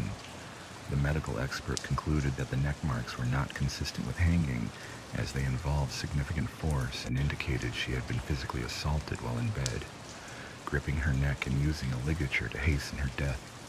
Security personnel reported no signs of forced entry, and the house's windows and doors were found to be in good condition. The alarm system had been activated at 10:50 p.m. the night before, then was immediately deactivated and later reactivated at 7:37 a.m. The following morning, before the property was sealed again, investigators conducted an exhaustive search of the Kearney residence. During this process, they discovered a diary tucked away in the airing cupboard, which was promptly verified as Siobhan's through her sister's identification and her solicitor's advice. The solicitor had recommended maintaining a diary to document her marriage's events. In another part of the home, Siobhan's passport was found wrapped in sheets and clothing, while a 100-pound note was located in a drawer among wrapping paper. A financial forensic expert then took the stand to provide further insights. It was established that Kearney owned properties in Ireland and was involved in the electrical industry, as well as owning a hotel. While he held considerable assets, his cash liquidity was limited. By Monday, the 3rd of March, the court had begun closing arguments. The defense argued that Kearney's desire to retain his assets was unlikely to be motivated by financial gain from Siobhan's death. They explained that he wanted to sell one of the KNC Nashi properties, but if Siobhan intended to move into one, the sale would not be an option. Kearney would need to find other ways to address his debts. The defense emphasized Siobhan's actions, such as hoarding money, hiding her passport, keeping a diary of her relationship, and sending legal correspondence, highlighting her determination to leave him. Her planning and optimism about her future suggested she was not contemplating self-harm. Forensic evidence further made it highly unlikely that she had taken her own life. Kearney himself confirmed that only he, Siobhan, and their son were present on the night of the incident. They advised the jury to exercise caution, emphasizing that the prosecution's case was largely circumstantial and lacked concrete proof. The defense pointed out the absence of a history of violence, custody disputes, substance abuse, or jealousy, urging the jury to focus on what was missing from the case. They also cautioned that external emotional testimonies, such as those from the victim's family, should not influence their judgment. It was acknowledged that abuse can be insidious and may not leave visible marks, often involving a disturbing pattern of control. In this case, Siobhan had been strangled, and she and Kearney had known each other since childhood. No signs of physical violence were evident, but there were extreme control tactics, such as Kearney instructing her to wash dishes by hand to save money. When Siobhan finally decided to seek legal help, Kearney's response was so extreme that it resulted in tragedy. Coercive control, considered a form of emotional abuse, has gained recognition only recently as a significant issue. On March 4th, Justice Barry White summed up the case to the jury. Unfortunately, he referred to the victim as Rachel rather than Siobhan, a mistake acknowledged by the judge himself as coinciding with his oversight in a prior case. At that time, he was presiding over the trial of Rachel O'Reilly, who had died under similar circumstances less than 18 months earlier. Both women's cases were interconnected historically, both involving tragic and similar outcomes, highlighting a distressing pattern. That evening, the jury was dismissed, but the following day they returned with a verdict of guilty by a majority of 11-1. Upon hearing the decision, McLaughlin was overwhelmed with emotion, crying and embracing those around him. Serene, by contrast, showed no outward reaction. His daughter, sitting nearby, wept softly, and Serene, in a gesture of finality, removed his wedding ring and handed his wallet to her. He was immediately sentenced to life imprisonment. At the same time, McLaughlin requested a specific form of punishment, imposing a 2-year sentence and a 3-year period for impact statements aimed at emphasizing the victim's pain. However, this request was denied, leaving many puzzled. Serene was then escorted to a van that transported him to Whitfield Prison to begin serving his sentence. Without delay, Serene lodged an appeal. The case was considered in 2009, but a panel of 3 judges dismissed it. 5 years later, in 2014, Serene's attempt to appeal to the Supreme Court was also rejected. Fast forward to 2019, his requests for parole were refused on 2 separate occasions. Despite the setbacks, Serene's sister told the local radio station that the parole board had recommended 2 visits outside the prison with his family, suggesting they were preparing for possible release. Yet, such release depends on Serene's admission of guilt, which he has consistently refused. The final decision rests with the Minister for Justice, who holds the ultimate authority over parole. As of 2022, Serene remains in prison. Inside, he has chosen to work as a counselor, assisting fellow inmates with mental health challenges, and is involved with the organization known as the Samaritans. Additionally, he has trained in first aid. While incarcerated, he considered selling a hotel in Spain, but later decided to withdraw the listing. Since then, the hotel has been managed by his brother Patrick and his wife, and it remains operational, though possibly under new ownership. Serene has publicly stated that keeping the hotel was linked to supporting his son's education. Meanwhile, the McLaughlin family attempted to adopt Daniel, but it is unclear whether the adoption was finalized or how Daniel is doing now, an outcome that seems fair as he deserves peace. He and his half-sister Ashley, along with her 3 children, lived in the house where Siobhan was tragically taken from her. That house was later put up for sale at a price of £1 million. In 2008, approximately €4 million changed hands, with reports suggesting that the sum has been actively sold or traded since that time. Kearney's daughter had resided in a new home during his period of freedom, yet there have been no recent updates regarding her whereabouts or well-being. If Kearney decides to liquidate all his assets and settle his debts, he could emerge with a substantial fortune, potentially reaching millionaire status. The family had contemplated pursuing legal action against him for Siobhan's chair or even for additional grievances, though no public details have been disclosed about such proceedings. Following Kearney's conviction, Siobhan's sister Aisling issued a statement recognizing that, despite their lives being profoundly disrupted by Siobhan's passing, she finally received the justice they sought. She expressed gratitude for having known and loved someone as remarkable as Siobhan, whom they affectionately called Shawnee. Nevertheless, Aisling and her family miss her deeply every hour, with an intense longing to see her and to have been able to protect her, feelings that remain overwhelming despite knowing it is now too late. Today we examine another tragic case, Lindsay Wilson. In the spring of 1999, the community of Southport in the United Kingdom was split in its opinions. Media outlets were flooded with interviews focusing on Mitchell Q, a man who, despite initially seeming ordinary, gained notoriety as a local figure of interest. His sudden fame was sparked by a scandal surrounding the mysterious disappearance of his wife, Lindsay Wilson. According to Mitchell, Lindsay left their home without warning, abandoning their 2 young children.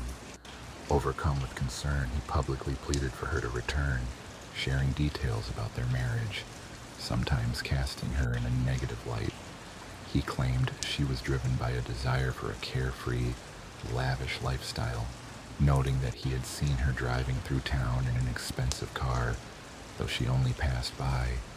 Many believed Lindsay had left her children for a wealthy fiancé, as the family suggested she might have sought a better life. Despite the sympathetic media coverage of Mitchell, some questioned his sincerity, suspecting he might be involved in her disappearance. Law enforcement efforts persisted, but Mitchell's public persona raised doubts. Others felt distrustful, believing that foul play might have been involved.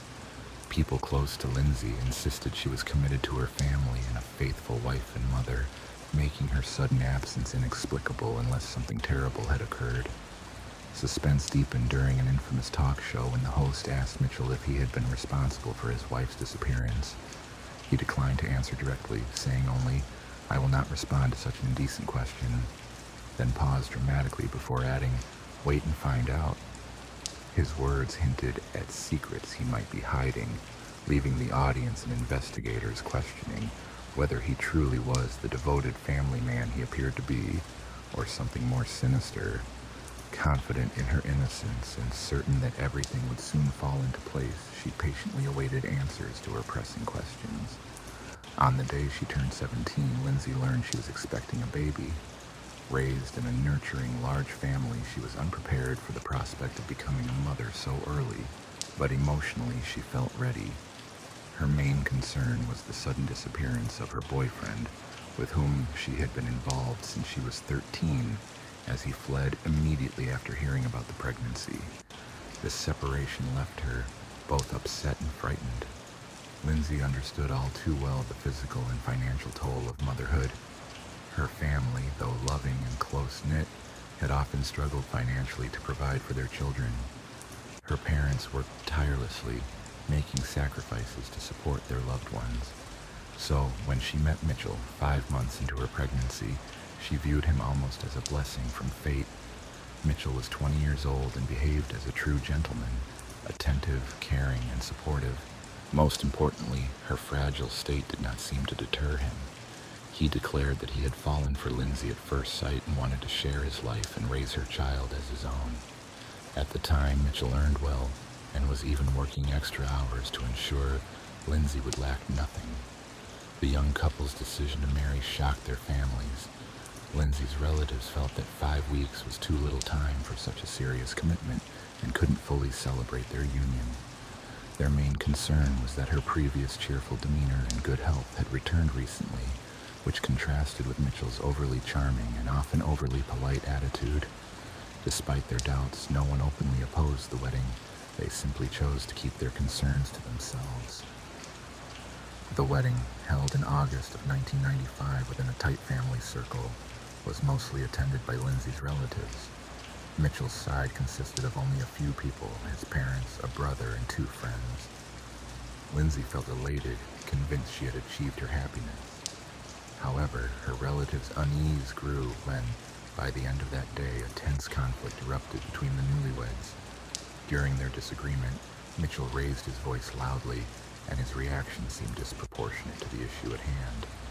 In an unsettling display, he grabbed Lindsay's arm and started shaking her, which appeared aggressive and threatening.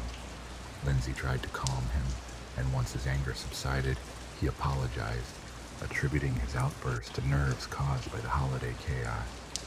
She dismissed the incident and soon forgot about it, not realizing that this was a warning sign of deeper issues in their relationship. By the 5th of February in 1999, concern escalated when a social worker officially reported Lindsay missing, unable to reach her for some time. Earlier in their relationship, Lindsay had sought psychological support, indicating ongoing emotional struggles. Despite her efforts to stabilize her life, her disappearance marked a worrying turning point in their story. After enduring instances of domestic violence and bravely choosing to report her situation, the young woman became the focus of ongoing concern. Following her disclosure, social services actively monitored her family, but communication with Lindsay remained elusive. The social worker reported that she had been unable to reach her for several weeks. Each visit to their home revealed only her husband answering the door, and he was typically the first to respond to any phone calls. Despite repeated requests to speak directly with Lindsay, the social worker received only vague excuses. Although she left her contact details with the family on numerous occasions, Lindsay never returned calls. This persistent silence prompted the social worker to flag the situation as potentially dangerous, leading to a request for a welfare check by authorities. Law enforcement arrived at the address but also failed to speak with Lindsay. Her husband, Mitchell, claimed he hadn't seen his wife at home for an extended period, but he did not consider her missing. He explained that on Christmas Eve, Lindsay had attended a party with a friend and returned early the next morning somewhat intoxicated. Following an argument, she packed her belongings and left, without saying goodbye to the children. Mitchell insisted she had left him for another man and wished no further contact. The search for Lindsay intensified as investigators spoke with her relatives. They learned she was last seen by her family on December 11th, appearing cheerful and acting normally. Her family was accustomed to her troubled marriage, but her mother revealed that she had tried multiple times on December 24th to arrange a Christmas visit and gifts for her grandchildren. When unable to reach Lindsay, she decided to visit in person. Mitchell answered the door with the children and told her that his wife had gone out with friends, accusing her of infidelity. However, Mrs. Wilson knew her son-in-law's words often lacked truth. After delivering the gifts, Mrs. Wilson departed, puzzled by the lack of concern among those around Lindsay. Everyone acknowledged that she did not drink and maintained a modest lifestyle. Yet, they were aware that Mitchell heavily restricted Lindsay's interactions with the outside world, even with close relatives. The family had previously experienced difficulty communicating with her, which made her sudden disappearance somewhat understandable. Nevertheless, they remained worried. This concern was heightened by the fact that Lindsay had not been seen or heard from for 2 months. Given her modest habits and her refusal to drink, her absence seemed unusual. Authorities found it suspicious that her husband had imposed strict limitations on her social contacts and that she might have vanished despite her caring family's worries. Mitchell's inconsistent explanations raised questions about his credibility. It appeared unlikely that he could simply allow his wife to leave and abandon her children, especially without conflict. The case required a comprehensive investigation, prompting police to interview all of Lindsay's known acquaintances. Law enforcement sought to piece together her movements and state of mind during her absence, aiming to uncover the truth behind her mysterious departure. Following her disappearance, authorities launched a thorough search, questioning anyone who might have seen her after the family gathering.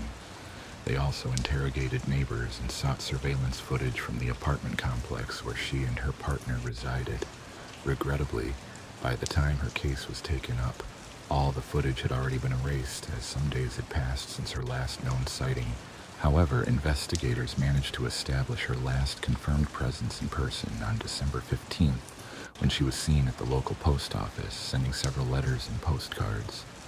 That same day, her older sister recalled a brief encounter with Lindsay, despite her partner's disapproval. They shared tea, exchanged a few words, and after her visit, Lindsay slipped a note into her sister's hand, requesting her to read it later. The sister placed the note in her purse, but soon forgot about it amid the whirlwind of days, and eventually the note's contents remained a mystery as she could no longer find it. After that encounter, no one reported seeing Lindsay again. Over months of investigation, authorities clung to any scrap of information, but the lack of contact led them to suspect she was no longer alive. Without concrete evidence or grounds, they couldn't take action against her partner. Nonetheless, as they learned more about the couple's background, their suspicions intensified. Shortly after their wedding, Mitchell and Lindsay decided to leave their parents' home, renting an apartment in Southport. Sometime later, Lindsay gave birth to a daughter named Robin, adding joy to the family. Yet the happiness was shadowed by her husband's unpredictable temper. Once transferred to their new residence, Lindsay endured volatile moods from Mitchell, joking and loving one moment, then becoming hostile and aggressive the next. She struggled to maintain peace, unaware of how deeply she had surrendered to his will. He controlled every aspect of her life, causing scenes if she missed calls or failed to answer the phone.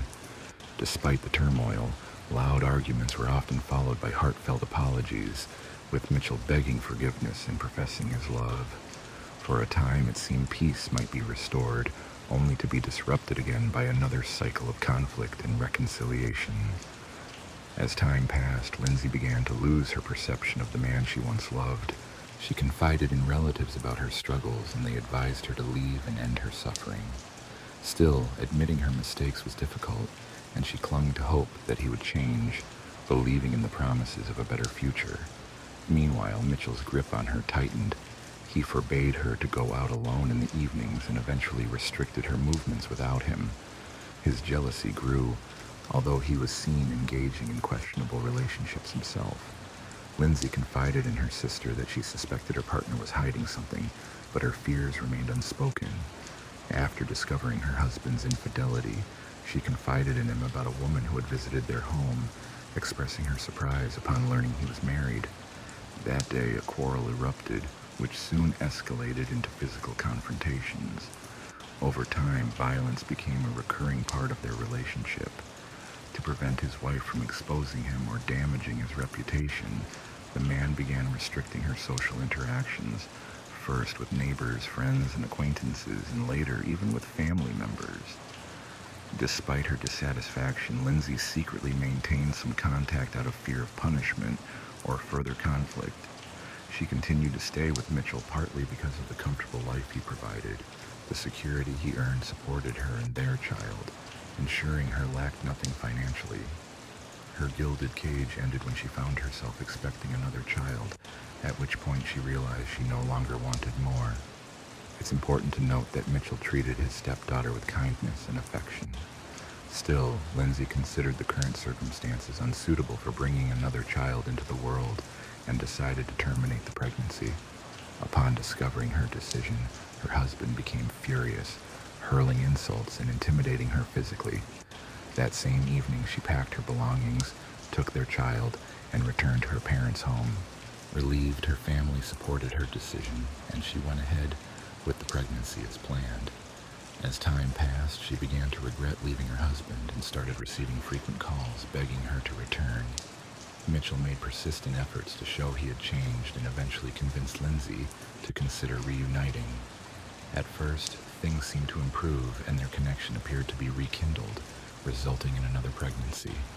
This peaceful period lasted about 6 months until Mitchell experienced a severe outburst of anger, not directed at his wife but unleashed on their shared apartment. He destroyed furniture, ripped doors from hinges, and even stained the walls with food and remnants of his rage. During his destruction, he threw the television out of the window and smashed the parked car outside. The landlord demanded compensation for the damages, plus that they vacate the premises, which further strained their financial situation, forcing them to take out a large loan and move into a more modest residence. In October of one special year, their son Jack was born. Mitchell loved his son deeply, but the tension between the spouses grew increasingly intense over the years. Mitchell often left home for days or even a week at a time, sometimes for trivial or fabricated reasons. Lindsay had become accustomed to his erratic behavior. However, when he abandoned her again, she decided to file for divorce and return to her parents' house. Realizing she couldn't handle her separation alone, she sought help from a local charity dedicated to supporting women in difficult circumstances. They assisted her in securing subsidized housing in a different city. Fearing that Mitchell might discover her new location or contact details, she took precautions to distance herself from him after he issued several threats. In response, she even obtained a restraining order from law enforcement. Mitchell still held sway with Lindsay's relatives, who also preferred to avoid any contact with him, and over time their communication with him almost entirely stopped. Despite her efforts to escape, Lindsay repeatedly found herself drawn back into the toxic relationship, leading those around her to believe that further attempts to intervene were futile. They gradually accepted her situation and stepped back. Tragically, this reliance on her repeated return to the harmful connection ultimately proved to be fatal. At the start of the investigation into Lindsay's mysterious disappearance, Mitchell was initially cooperative, aiding in search efforts. However, as media coverage intensified, his attitude shifted dramatically. He transformed his misfortune into a spectacle, inviting journalists into his home, which began to raise doubts about his sincerity. Observers noticed a smirk often on his face during interviews, making his claims seem less genuine. Lindsay's parents suspected Mitchell was involved, perceiving him as a prime suspect, a view shared by detectives. Yet, without concrete evidence, authorities faced limitations. Investigations extended beyond their home to surrounding areas, combing through local sites. During a televised interview, a provocative question drew an even bolder response from Mitchell, who declared that Lindsay's family would eventually need to apologize for their suspicions. On the eve of a major holiday, Mitchell sent a postcard to the lead investigator, attaching a box of hair dye instead of a festive message.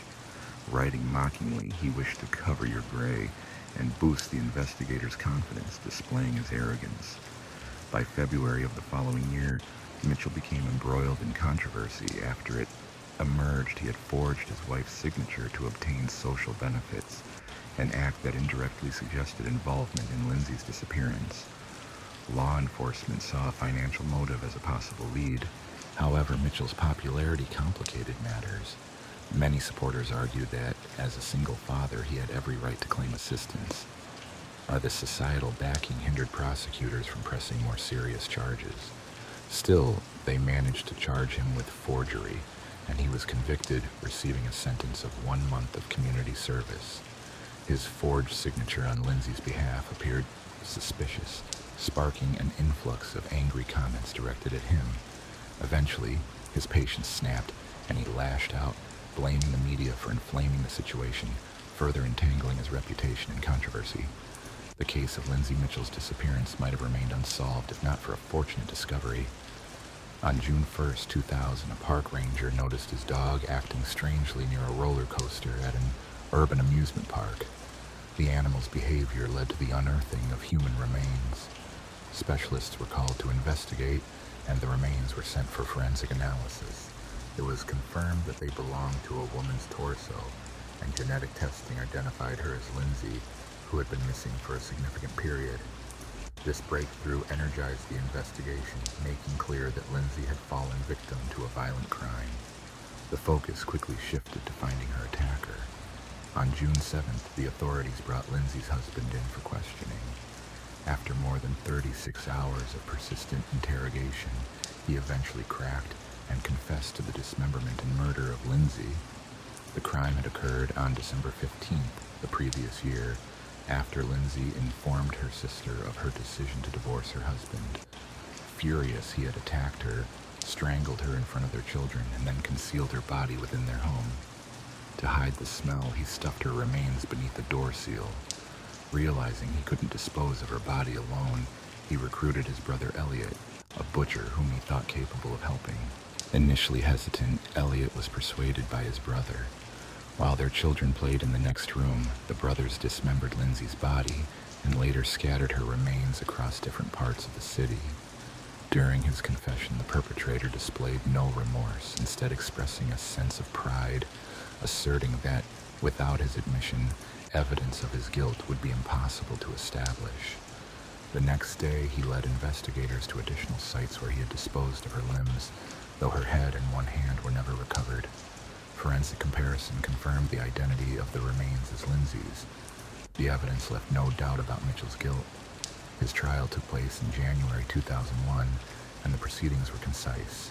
He was convicted of first-degree murder and sentenced to life imprisonment, with the possibility of parole after 17 years. A court psychiatrist noted that Mitchell exhibited traits typical of narcissism combined with sadistic tendencies.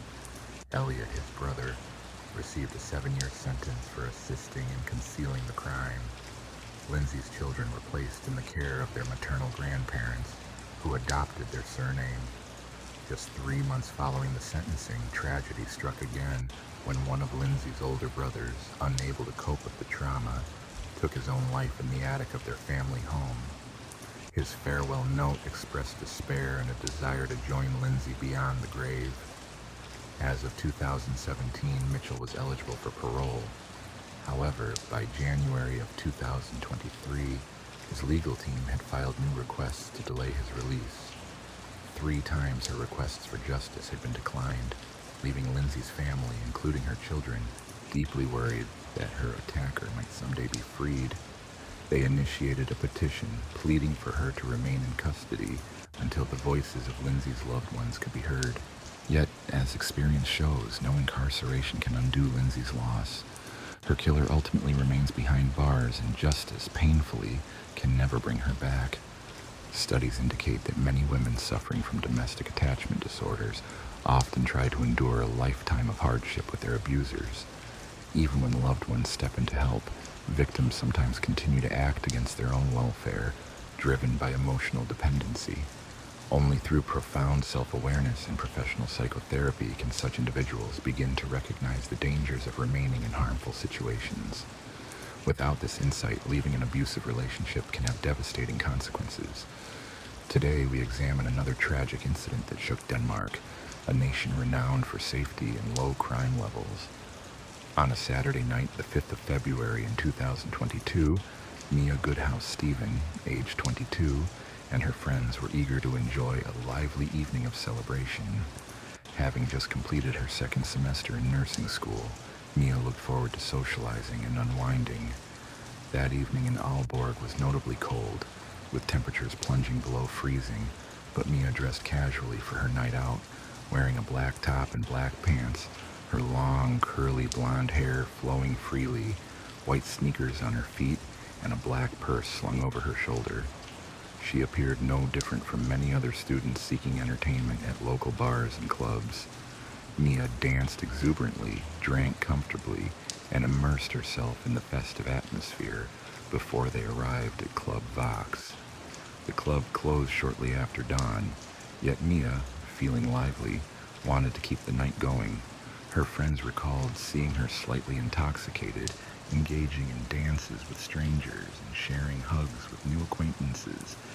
Typical behavior for a friendly young woman enjoying her evening. Outside the club, they briefly talked before parting ways. Her friend thought she'd take the bus home and planned to check on her later. 13 hours later, concern grew as Mia's family noticed she had not returned or contacted them. They started by asking her boyfriend, assuming she might be with him or that he knew her whereabouts. To their alarm, he said he had not heard from Mia, which intensified their worry. Mia was usually responsible and prompt in informing loved ones if plans changed or if she was unable to reach them. Despite checking with friends, no one had any information about her location since she left the club at 6 in the morning. On that morning, her parents grew increasingly anxious, prompting them to report her missing to the North Jutland Police Department. Desperate for any leads, Mia's family also turned to social media, asking for help from anyone who might have seen her. The local community responded swiftly, sharing posts and spreading the word about her disappearance. Given the sudden nature of her disappearance and knowing her responsible nature, the police treated her case as urgent, despite Denmark's generally low crime rate. They understood that early investigation and prompt action offered her the best chance of being found. The authorities launched a comprehensive search process, urging the public to share any photographs or videos captured in the area that morning. They recognized the location as the busy, well-frequented spot where numerous individuals could have recorded her or seen her leave. The response from residents was overwhelming. Nearly 400 calls, images, recordings, and messages came in after their appeals. The entire community united to help locate Mia, though the enormous task of analyzing hours of footage remained. Mia was a typical 22-year-old with no criminal record, born on September 19, 1999. Her academic path started at Best Thins Gymnasium in 2016, and her passion for nursing brought her to the University College of Northern Denmark, UCN, in Aalborg. By February 7, 2022, 26 hours had passed since her last sighting. The police renewed their appeal, urging anyone with information to come forward. They scrutinized footage from nearby cameras, trying to piece together her last moments. Detective Frank Olson explained that a crucial clue appeared in CCTV footage from Sunday, February 6th at 6:09 a.m., showing Mia waiting at a bus stop outside Besto 99. A black car approached and stopped near her at a nearby Netto store. After a brief conversation, she entered the vehicle, but since the next bus was not scheduled until 7:35 a.m., nearly an hour and a half later, her departure was unusual. It was a cold morning with temperatures close to freezing, yet Mia was not dressed for the cold weather. The footage did not show her hailing the car. Instead, it seemed the driver initiated contact. Olson noted that it appeared the driver might have reached out to her first. Her friends and family said that it was unlike Mia to get into a stranger's car voluntarily. Authorities speculated that the driver could have offered her a ride, possibly functioning as an unlicensed taxi, an informal practice sometimes seen in the area to avoid taxes and licensing costs. Due to the footage's limited clarity, the police couldn't read the vehicle's license plate and again called for public assistance. On February 8th, they shared the sequence of events leading up to her getting into the vehicle, including her final farewell to friends around 6 o'clock in the morning. Despite the ongoing investigation, the case remained open, with investigators determined to uncover the truth behind Mia's mysterious disappearance. On the morning Mia vanished, she was walking from the John Fanad area, turning left onto Borgergade, then again left into the Vestby district. She arrived at the Vespo 999 bus stop, waiting for her ride home. A few moments later, a black Volkswagen pulled up, and the driver engaged her in conversation. She got into the vehicle, and since then, she had been missing without a trace. A breakthrough emerged when authorities successfully identified the vehicle's license plate using new footage and advanced technology. The car, marked by a Danish license plate with multiple background colors, known as a parrot plate, was traced back to several addresses, including one in Rumor Scoring and a summer home in Salem.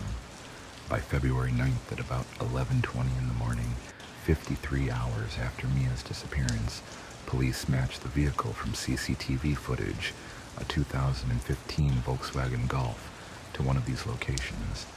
Although Mia's whereabouts remained unknown, this crucial lead resulted in the arrest of two childhood friends. Their connection to the vehicle's license plate placed them under suspicion. These men were previously known to law enforcement for petty crimes, including an incident where they impersonated police officers at a local sporting event. Despite denying involvement, the link between the car and their identities cast serious doubt. This development marked a turning point in the investigation. Within a day, police brought the suspects before a court for a constitutional hearing, a standard initial procedure in Denmark, held shortly after arrest. During this hearing, a judge reviews the evidence presented and determines whether to keep the suspects in custody or release them. This process, mandated by the Constitution, safeguards the rights of the accused while ensuring public safety. On the fourth day since Mia went missing, her family and community clung to hope. At a private hearing in the Aalborg District Court, it was decided that one suspect could be released, although ongoing investigations could continue against him. The other, a 36-year-old man named Thomas Thompson, was to remain detained. Thompson agreed voluntarily to be held for a period of 4 weeks. Thompson, an electrician by profession, was described as courteous, well-groomed, and polite. He had served as a sergeant in the armed forces and practiced judo from a young age. The vehicle registered in his name strongly suggested he was the driver who took Mia on the morning she disappeared. Police tracked his movements through GPS data from the car, although the system had been disabled hours before Mia was last seen. Despite this, digital forensic experts managed to recover much of his route, providing essential insights into his actions during that critical period. In the course of their extensive investigation, authorities meticulously examined multiple locations connected to Thompson, including his residence in Fenold, a summer house in Hamur, and the nearby area of Erland Starkov. Clues gradually painted a chilling picture of what transpired to Mia, especially near the Hammarby forest. Along a clearing beside the road, police dogs found her keys, a stretchable hairband, and 2 breaches of fabric scattered over a distance, suggesting she had been fleeing and dropping belongings along her escape route. The most disturbing discoveries occurred in the forested area of Erland Starkov, a mere 10-minute drive from Thompson's home. Authorities uncovered several shallow hand-dug pits, each containing dismembered human remains, meticulously cut into over 200 pieces. The police immediately suspected these remains belonged to Mia, and forensic samples were sent for confirmation.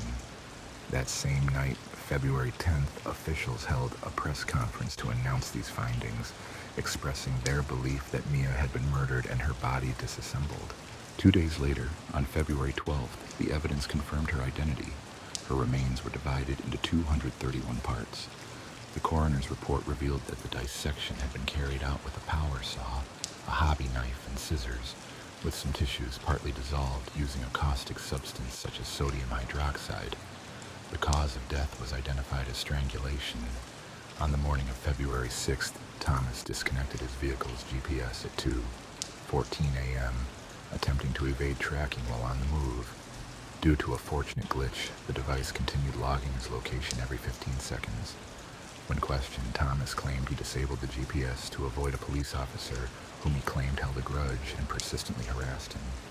The device was reactivated at 9:23 a.m. Mia's presumed fate unfolded between the time she entered the vehicle at approximately 6:09 and the GPS's reactivation that morning. At 6:09, Thomas stopped beside Mia, rolled down the passenger window, and offered her a ride, which she accepted. She then sat next to him. During his trial in June of the following year, Thomas testified that he had stopped to offer Mia a lift for free, insisting she was flirtatious and that their destination was the training grounds at Camp Hamor, as he wanted to show her something interesting. Once there, the two agreed to a sexual encounter. Thomas later claimed that during a disagreement, Mia either fell and injured her neck accidentally or was strangled by her backpack straps when she exited the car in the wooded area of Hammarby. However, his statements were contradictory. Initially, he asserted she didn't stumble until a long time after the incident, yet later admitted she tripped while leaving his vehicle. Such inconsistencies cast doubt on his account. He confessed he panicked afterward, not knowing what to do, and placed her body in his car. Returning home, he attempted to dissolve her remains with caustic chemicals, but failing that, dismembered her and scattered body parts in a remote area near Erland Starkov. Additionally, he burned buckets, tools, coveralls, a car mat, and possibly her bag in a fire, though he could not recall the exact location of the blaze. Authorities believe Mia had entered Thomas's vehicle expecting him to take her home, as her next bus was scheduled to arrive at about 7:35 in the morning. Thomas forcibly took Mia to Hammarby, using deception or coercion despite her protests. There, she was subjected to a brutal assault, overpowered, chased, overwhelmed, and ultimately subjected to acts of violence that left her physically damaged. The authorities completely dismissed Thomas's claim that her demise resulted from an accidental fall. On June 23rd, Aarhus University's coroner, Asa Heer Thompson, conducted Mia's autopsy and revealed evidence of systematic dismemberment aimed at concealing the true nature of her death. Nonetheless, Thompson believed that suffocation was the most probable cause, noting that her injury pattern suggested a fall as described by Thomas was unlikely. He confirmed that sexual assault had taken place and that strangulation had been involved.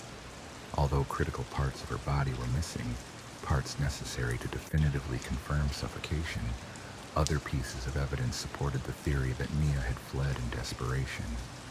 Traces of her belongings, including her hairband, were discovered along a dirt road further down from where her keys and 2 patches in the dark forest, areas Thomas claimed they never visited, were found. GPS data indicated 3 stops on the dirt road, suggesting a struggle as argued by Special Prosecutor Matt A. Bendix, dismissing any notion of mutual agreement. Police investigators believe Thomas's motives were rooted in a desire for control and deviant sexual gratification. Further investigation uncovered that on the night of the crime, Thomas was cruising around Aalborg with his GPS disabled and had watched adult content featuring younger girls online beforehand. Due to extensive body tampering, no visible traces linking him directly to the assault remained, yet police maintained a strong belief that sexual violence had occurred. DNA evidence uncovered Mia's traces on the door handle of Thomas's bedroom, confirming she was dismembered at his residence. Throughout the ordeal, Thomas maintained the appearance of a normal life, buying pizza, sweets, going to work, and joking with friends, all while dismembering Mia over several days. If he felt remorse over her accidental death, it was not apparent. Rather, he seemed unaffected, even pleased, as if he had evaded justice. Prosecutors believe Thomas's actions were driven by a desire for dominance, cruelty, and sexual control. Thomas, born on June 18, 1985, was raised in the southeastern region before relocating to Falcon Skald, a small community of about 500 residents. He initially lived in an apartment, but later moved into his grandparents' farmhouse. Growing up in a stable environment without violence or abuse, he pursued a career in the military, reaching the rank of sergeant before training as an electrician. Known to be a capable worker, Thomas was described as a solitary individual in his hometown. In 2009, he was convicted of indecent exposure after peeping on a girl through her window, the incidents occurring 2 years earlier in 25 and 26. In Maryland, he was caught knocking on windows of 2 young women, Louise and Maria, and masturbating. He was only charged in Louise's case because police found semen on her window. Maria vividly recalled a distressing experience, describing how she had gone to bed when she heard a knock at her window in the middle of the night, mistaking it for a typical disturbance before realizing the intrusion. One night she turned on the light and saw nothing due to the darkness outside. When she drew the blinds, her eyes fell on a man in the rain, with his pants around his ankles, engaged in an unsettling act. She immediately remembered his vacant stare and rushed to wake her parents, who then contacted authorities. Subsequent forensic analysis linked Thompson's DNA not only to this incident, but also to a cold case from 2010 involving a sleeping woman in Aalborg. That earlier case took place in an apartment on Jamrangad, where 2 women awoke to find a man assaulting one of them. The perpetrator fled and was never caught. The recent connection was uncovered only through advancements in DNA testing. However, due to the expiration of the legal time limit, Thompson cannot be prosecuted for the 2010 assault. Nevertheless, witnesses, including the 2 women and an additional individual, have been called to testify in the current proceedings. Former partners of Thompson painted a troubling picture, describing him as initially charming but quickly turning controlling, arrogant, and manipulative when things did not go his way. His behavior was confirmed by a childhood acquaintance, and his former girlfriend shared stories of boundary-crossing actions such as dishonesty about his age and invasive surveillance during their relationships. One woman testified that Thompson had physically restrained her against her will while she was unclothed. Another reported that after their breakup, her brake lines were cut, an act for which he had been convicted in 2010. A third woman discovered an Excel document detailing names and activities, raising further concerns. Thompson pled not guilty to the charges of assault and manslaughter, admitting only to improper handling of remains. The court found insufficient evidence to establish that he engaged in specific sexual acts with Mia beyond mutual consent, and convicted him solely of attempted assault. The case unraveled in a remote forest area of Hammerbacher, where Thompson transported a slightly intoxicated Mia after trapping her in his vehicle. He then drove around for hours, seemingly seeking a victim.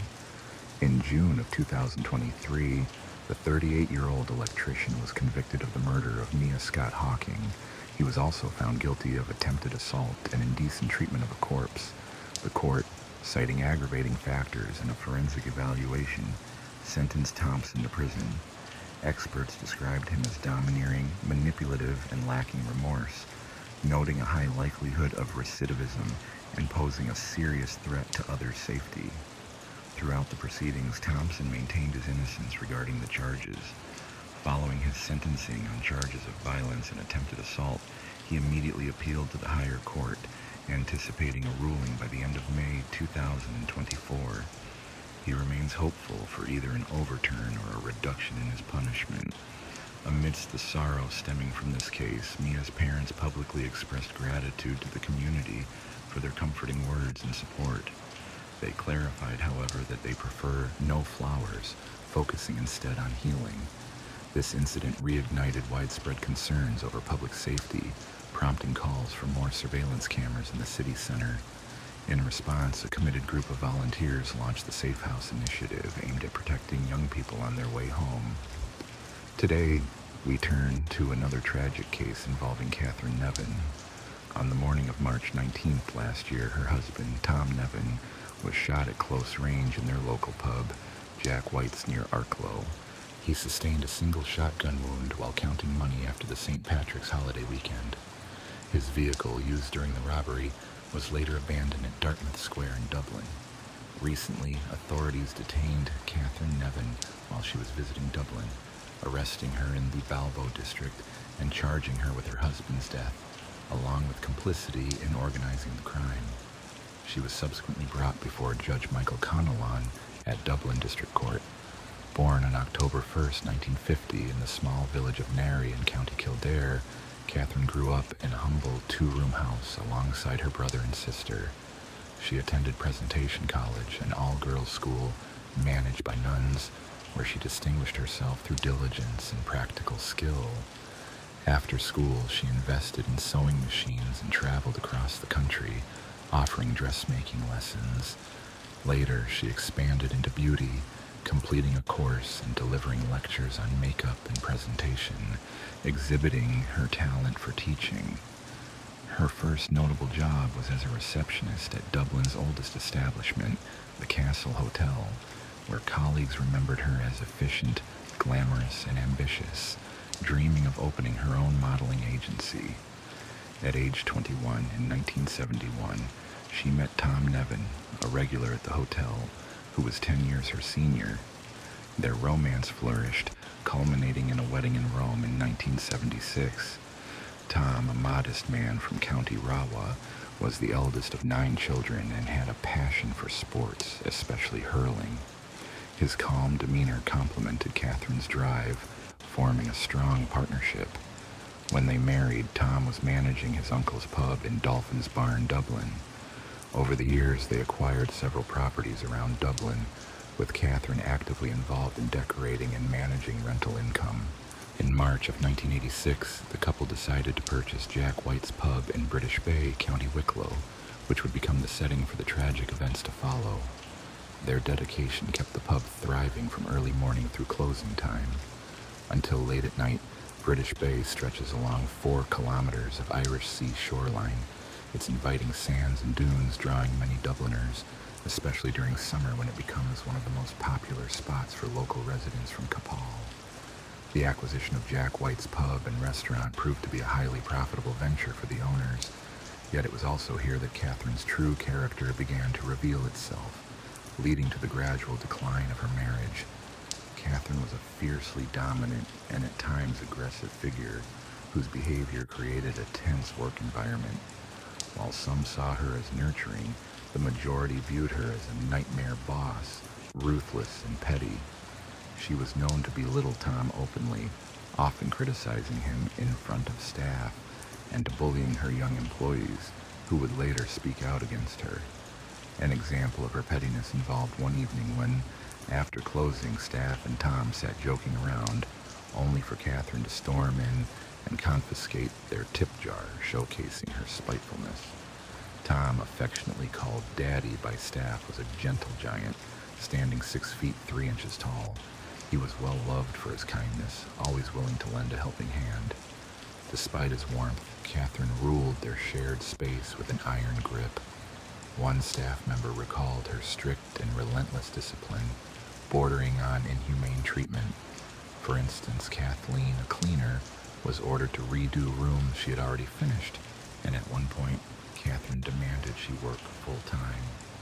When Kathleen refused, Catherine retaliated by reporting her to social welfare authorities, claiming she had refused full-time work and was thus ineligible for assistance, a petty, vindictive act. By 1986, the relationship between Catherine and Tom was in disrepair. Tom chose to sleep in staff quarters, while Catherine openly entertained male visitors just doors away from his room, a deeply disrespectful situation. Despite her repeated requests for divorce, Tom, bound by his Catholic upbringing and previous failed marriage, hesitated to end their union. Had he agreed to divorce, it is possible he might still be alive today, spared the years of humiliation and public scrutiny he endured. Between 1989 and 1991, Catherine's desire to finalize their separation intensified. She made at least 18 attempts to have her husband killed, motivated by her desire to inherit their assets. These included a pub valued at 670,000 Irish pounds, 2 properties in Dublin worth £1 million, along with a payout of £78,000 from an insurance policy and nearly £200,000 in cash. Catherine's personality extended into her personal life, where she exhibited a flamboyant and provocative side.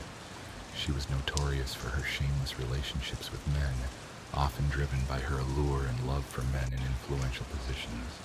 She would showcase her sexuality openly, wearing short skirts, revealing tops and high heels, using her attractiveness to gain advantage when high-profile visitors arrived at Jack White's. On Tuesday, the 19th of March, 1996, Tom and Catherine celebrated their 10th anniversary of owning the pub, which was especially busy after the Paddy's weekend festivities. That evening, Tom, having missed his chance to visit the bank, was downstairs in the kitchen counting takings, while Catherine was asleep upstairs.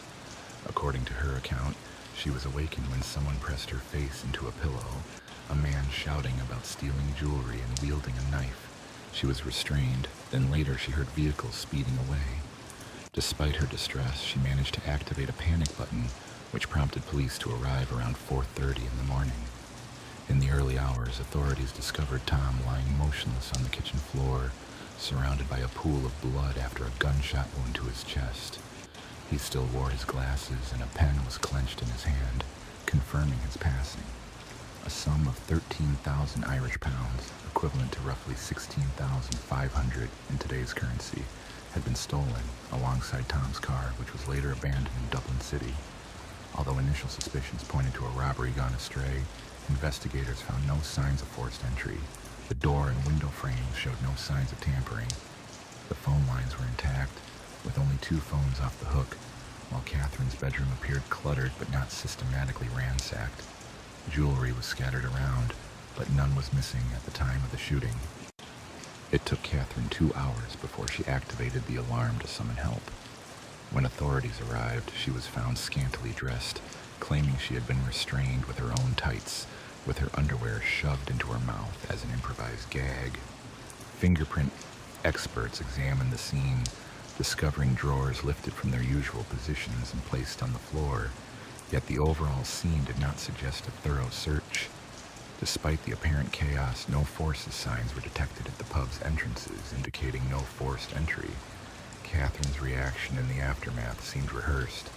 She told staff that visitors were not welcome that night, contrary to their usual habits after weekends or bank holidays. As the investigation progressed, many circumstances appeared suspicious. Detectives believed they had identified the perpetrator but lacked concrete forensic evidence, reliable witnesses, or admission of guilt, making conviction based solely on circumstantial findings uncertain. Meanwhile, Catherine adopted the persona of a grieving widow, dressed in black, holding a single red rose, and receiving sympathy from friends, family, and acquaintances linked through her business connections. She even installed a prominent headstone at Tom's grave and inscribed poetry on it, demonstrating her affection. She published an advertisement expressing her devotion, fueling public sympathy and media attention. It wasn't until April of the following year that authorities arrested her, shortly after she sold the pub for £500,000. Facing charges of murder and solicitation, Catherine quickly became one of the nation's most recognized figures. Tom's family moved to freeze her assets, covering the sale proceeds and other resources until the case concluded. The first trial in 2000 involved complications. Jurors' deliberations were overheard, leading to its collapse. A subsequent trial was delayed when Catherine was hospitalized, but resumed shortly afterward. Throughout the proceedings, Catherine maintained her innocence, with prosecutors relying heavily on 3 key witnesses whose testimonies tied her to the crime scene between 1989 and 1991. 3 individuals emerged as crucial witnesses in the case, providing vital testimonies for the prosecution. The first was William McLean, a confident man from County Monaghan, who had been among the earliest staff members at Jack White's pub after its acquisition. He was also known to have been Catherine's initial extramarital partner, claiming his relationship with her was maintained solely through her kindness and generosity. Years later, Catherine contacted him, claiming she was hospitalized following a heart attack. In reality, she had undergone cosmetic surgery. She offered him £20,000 and the chance to reconnect romantically, contingent on his agreement to eliminate Tom. McLean categorically refused this proposal. The second witness was John Jones, a former member of the political party Sinn Féin, who operated an advice clinic behind his shop in Dublin. She had tried to enlist his assistance in having the IRA eliminate Tom. She approached him at his shop, suggesting they hold meetings at the pub to gain favor with the IRA. When she visited him again, she made the same request, which he declined once more. On a subsequent visit, she appeared bruised and bandaged, claiming Tom had assaulted her. However, it was her again undergoing cosmetic procedures, revealing her fondness for such enhancements. Eventually, she understood he would not cooperate and ceased her attempts. The third witness was Jerry Heaps, a former member of the Provisional Irish Republican Army who worked for John Jones. Jones had introduced him to Catherine. On multiple occasions, at least 10, Catherine asked Jerry to help kill Tom. One suggestion involved ambushing him during a visit to his flats, as he would likely carry the pub's takings, making an ambush tempting. Jerry refused, citing the risk of harm to others present. She then proposed more elaborate plans, such as attacking him after a meal out, but Jerry declined, citing safety concerns and that a shot would likely pass through Tom and hit other bystanders. Catherine persisted with her requests despite repeated rejections. Furthermore, Catherine engaged in a romantic affair with Inspector Tom Kennedy, an affair he would deny in court. Their relationship reportedly started in 1991. Several staff members testified in court that Kennedy was a regular visitor to the pub, and one claimed to have seen him and Catherine sharing a bed on multiple occasions. Kennedy stated that Tom was his friend and that he frequented the pub mainly because of him. Conversely, Tom described Kennedy differently. After a retirement celebration at the pub, Catherine gave Kennedy 2 paid flights to New York to visit his children, an extraordinarily generous gesture. Kennedy admitted to being aware of the rumors about his relationship with Catherine and often found her provocative and difficult to handle. Despite their ongoing affair, it was suggested that the man in his 60s with appearances of being disinterested in romantic pursuits was unlikely to have ongoing concerns related to intimacy. Moving on, Judge Dano Buckler, introduced to Catherine through Tom Kennedy, was also named as having had a connection with her, which he denied. Similar to Kennedy, he reportedly possessed his own key to the pub, allowing him to enter and exit freely at any hour. According to staff, Tom was reportedly quite distressed over Catherine's relationships, often arguing with her about the matter. Later court declarations saw Catherine deny any involvement in these extramarital engagements. The day before Tom's death, on Monday, the 18th of March, the pub experienced its usual steady flow of customers. The only notable anomaly was the appearance of a man in an overcoat, carrying a bag, who visited and made a phone call. Staff observed him muttering into the receiver, speaking with Tom, and suspected they knew each other well. This individual was not seen leaving the premises that day, raising the possibility that he might have concealed himself inside, later carrying out the act that ended Tom's life. Following Tom's death, as Catherine became a suspect in the investigation, there was no resistance to her obtaining sole control of the pub's license. Granting her this license was handled privately by Judge Danica Abola in Chambers. An alternative theory proposed that Catherine herself might have been responsible for the shooting, as she was the only person present in the pub that night. Tom did not appear to defend himself, as he still wore his glasses and held a pen when authorities found him, indicating he might not have expected her arrival in the kitchen. Although no firearm residue was detected on her clothes, since only her outfit that evening was tested, she could have changed attire after the incident, especially given that she had 2 hours to seek help. It was also noted that she admitted to washing her hands before assistance arrived. Another scenario suggested that she could have been aided by an accomplice who tied her hands and took the gun, the money, and the car to Dublin. Alternatively, she might have collaborated with others in executing the crime. Catherine, often called the Black Widow, captured the public's imagination with her trial, quickly becoming one of the nation's most infamous figures. She was accused of eliminating Tom by portraying him as abusive and alcohol-dependent.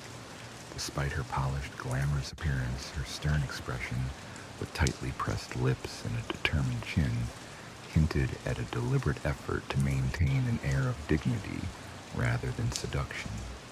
Her carefully curated look was part of a web of deception designed to mask her true motives. The media scrutinized Catherine's attire, hairstyle, makeup, and even her nail polish, fueling intense public interest. So pervasive was the coverage that Judge Carl issued a ban on press reports, concerning her appearance to preserve courtroom decorum after the proceedings concluded. In April of 2000, a jury comprising 6 men and 6 women spent an unprecedented 5 days deliberating before reaching a verdict. They found her guilty of arranging the murder of her husband through a hired assailant and attempting to enlist 3 others to commit the same crime. Several years later, she was sentenced to life imprisonment. 3 years after her conviction, she sought legal relief, but the Court of Criminal Appeal dismissed her appeal, stating that no new evidence could alter the case's outcome or aid her defense. She made another attempt in 2010, which was also rejected, and in 2014, her bid to overturn her murder conviction in the Supreme Court was denied. Her husband Tom had not left a will, and as he and Catherine had no children, she was supposed to inherit his estate. However, Tom's mother effectively froze the estate, including proceeds from the sale of their pub, until legal probate was granted to Catherine, contingent upon the trial's outcome. When she was convicted, her claim was forfeited. Tom's mother had already begun legal proceedings to disinherit Catherine before her death, a year prior to her son's conviction. Her estate was then inherited by Tom's siblings, Patrick and Margaret, who relied on Catherine's conviction in their legal case. The Supreme Court upheld their claims, leaving Catherine with no inheritance. By September of 2016, Catherine was hospitalized with a terminal brain tumor and underwent treatment for 3 days. She was granted a temporary release for medical care, which she received on November 7th that year. She was transferred to an acute care unit, where she remained until August of the following year. Later, she was granted another release for pre-release activities and social reintegration, living in supportive accommodation until her rehospitalization in November of 2017. In December of 2017, she moved into a hospice where she stayed until her passing in February of 2018 at the age of 67. Throughout her imprisonment, Catherine steadfastly maintained her innocence. Despite her conviction, she insisted that it did not prove her guilt and refused to disclose who might have assisted her. She remained committed to her version of events until her death. Turning to another tragic case, we consider Liga Scaman. India remains unique in the world for its continuous preservation of ancient cultural and religious traditions, which draw tourists worldwide. However, the nation's history also includes darker stories that reveal different facets of its complex society. On the early morning of April 20th, 2018, 2 young men embarked on a fishing trip along a river bordered by a mangrove forest. They paddled a long boat downstream toward a secluded spot. While one of them jumped into the water to secure the vessel, he became immediately aware of a strong, unpleasant odor nearby, hinting at hidden dangers or sinister secrets yet to be uncovered. After landing ashore, they followed a strange scent that curiosity compelled them to investigate further. Their search led to a shocking discovery, a figure resembling a human form hanging from a tree branch, with a skull lying nearby. Alarmed, they quickly abandoned their boat and hurried to the closest village to report the grisly find. Soon a team of investigators, forensic experts, and police officers arrived at the scene. The specialists confirmed that the suspended body was indeed human. Signs indicated that it had been hanging for quite some time, showing signs of decomposition. The flesh on the arms and legs was torn away, and the skull was found close to the body.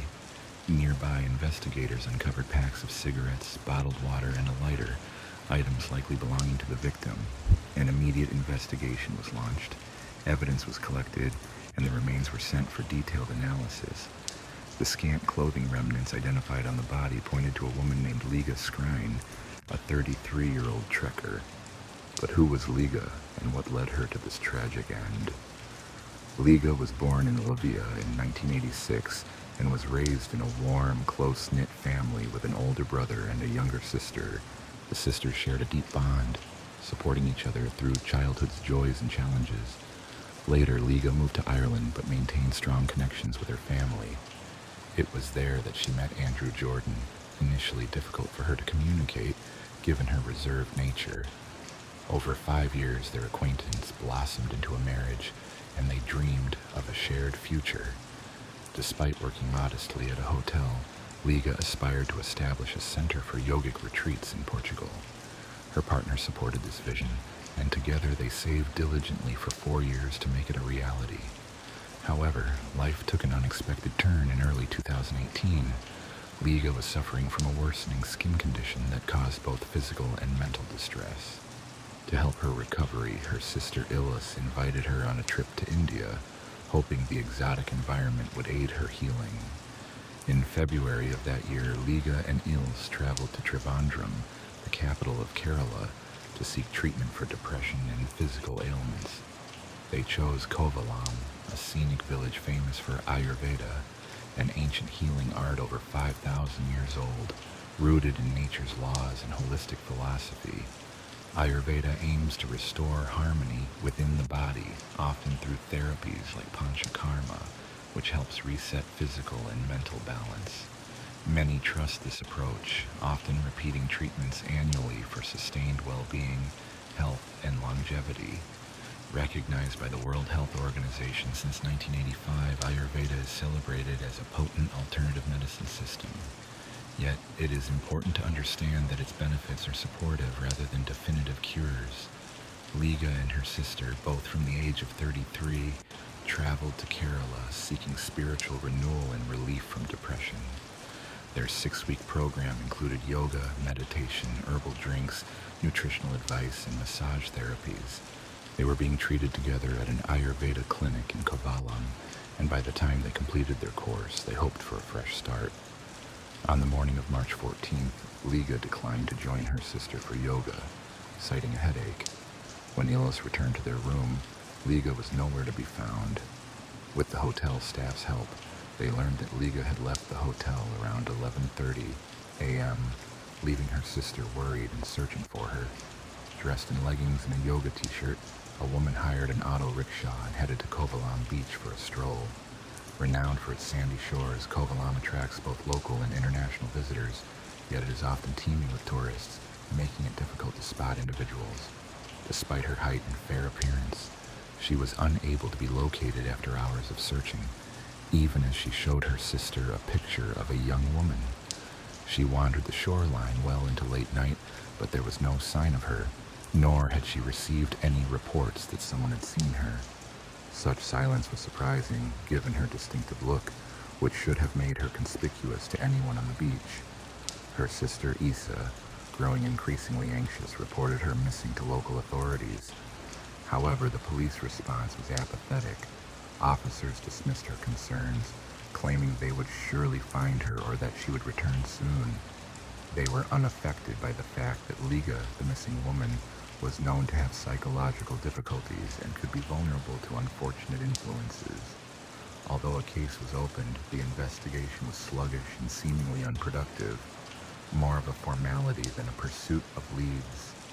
Liga had journeyed broadly across Kerala, visiting places like Kolumbarala before arriving in Kovalam. Confident in her experience traveling in India, she had brought her sister along to share her favorite country. Yet, within days, her situation turned ominous. With the police failing to act, Liga took matters into her own hands. She enlisted friends' help and reported her disappearance to her husband, Andrew, who swiftly traveled to India. The family's efforts intensified as they contacted local media and launched an online campaign to locate her. Liga's sister appealed via social media, explaining that a foreign citizen had been missing for nearly a week and expressing their deep concern. To motivate assistance, they offered a reward of approximately 1 lakh rupees for information leading to her whereabouts. Meanwhile, Liga's friend Alexa, who had also traveled to India, joined the search by putting up posters near Kovalam Beach, where Liga was last seen. Flyers circulated among locals, prompting active participation in the search efforts. It was also known that Liga had struggled with depression and found social interactions challenging. On the day she disappeared, she had only around 8,000 rupees and no passport, preventing her from leaving the country easily. According to Asa Kumar, head of the local police station, investigators were at a loss for concrete clues. Many authorities speculated that she might have simply gone on a temporary escapade, perhaps intoxicated, expecting her to return naturally. Nonetheless, continuous inquiries from her sister and husband pressed authorities to intensify their search, including scrutiny of the surrounding waters. A rescue operation was launched in the Kovalam beach area where Liga Scani was last seen. Authorities initially believed she had drowned, especially after an unidentified woman's body was washed ashore at Kakal in Kanyakumari district. Investigators examined the body alongside Liga's sister, but she could not confirm its identity. The drowning theory remained unproven, and efforts to locate Liga pressed on. Meanwhile, her husband Andrew was convinced she had been abducted by local groups aiming to sell her. Desperate for answers, he attempted to infiltrate these gangs, but was soon warned that continued contact could force him to leave the country. A month after Liga's disappearance, no significant leads had emerged. Liga's sister continued to search diligently, visiting Kovalam Beach daily and observing the crowds. One day she noticed a boat and speculated that the only possible way for Liga to leave the beach unnoticed was via watercraft. On April 17, 2018, after a forced break from the search, Andrew returned to India to resume the effort. Despite the relentless pursuit, Liga's whereabouts remained unknown, complicated further by her status as a tourist from another country. The Latvian Ministry of Foreign Affairs stated that the embassy maintained regular contact with Liga's family and was cooperating closely with Indian authorities. They appealed to the Indian Foreign Ministry for additional assistance, along with the Latvian honorary consul, whose jurisdiction included the region where Liga disappeared. Responding to a request from the Kerala government, the Indian Navy and Air Force joined the search, deploying an M-32 transport aircraft, inflatable boats, underwater sonar, and a team of 5 deep-sea divers. Despite these extensive efforts, Liga's location remained elusive and she continued to be missing. As the search persisted, local residents grew aware and empathetic towards the unfortunate tourist and her family, offering their support. On April 20th, Liga's phone received the long-awaited yet devastating call. A body was found in the mangrove forest. Both Liga and Andrew rushed to the scene where police awaited them. Heart-pounding, Liga felt an overwhelming sense of dread as she prepared to cross by boat to the site. She feared what she might see, knowing her sister's clothing, her shirt and leggings, matched the figure in the water. However, the jacket and shoes did not belong to Liga. Uncertain how Liga had reached this isolated, inaccessible location, reachable only through the mangrove from Samudra Beach, confusion deepened. 2 witnesses later confirmed seeing Liga entering the mangrove alone, but questions remained. Why, when she was receiving treatment for depression and was known to be solitary, would she venture into such a perilous place? The mystery of her disappearance and the events leading to that tragic moment remained unresolved, leaving her loved ones with more questions than answers.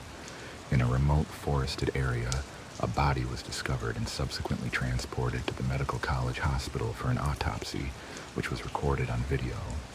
Authorities stated that they could not yet confirm the victim's identity until DNA analysis was completed. According to the city's police chief, the corpse was severely disfigured, with the head lying nearby.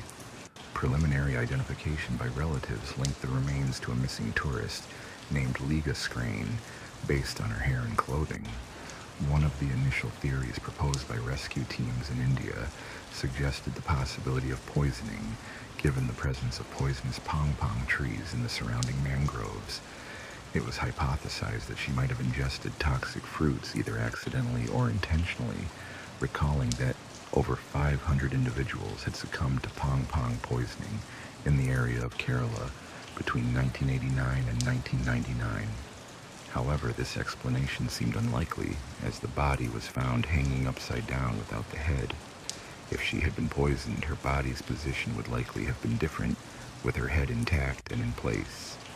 The Indian authorities' suggestion appeared unfounded, especially considering the victim's complex psychological state. Investigators also entertained the possibility that Liga might have taken her own life. She was reportedly frightened that her sister's murder might be misinterpreted, and she feared being forced to leave her life prematurely.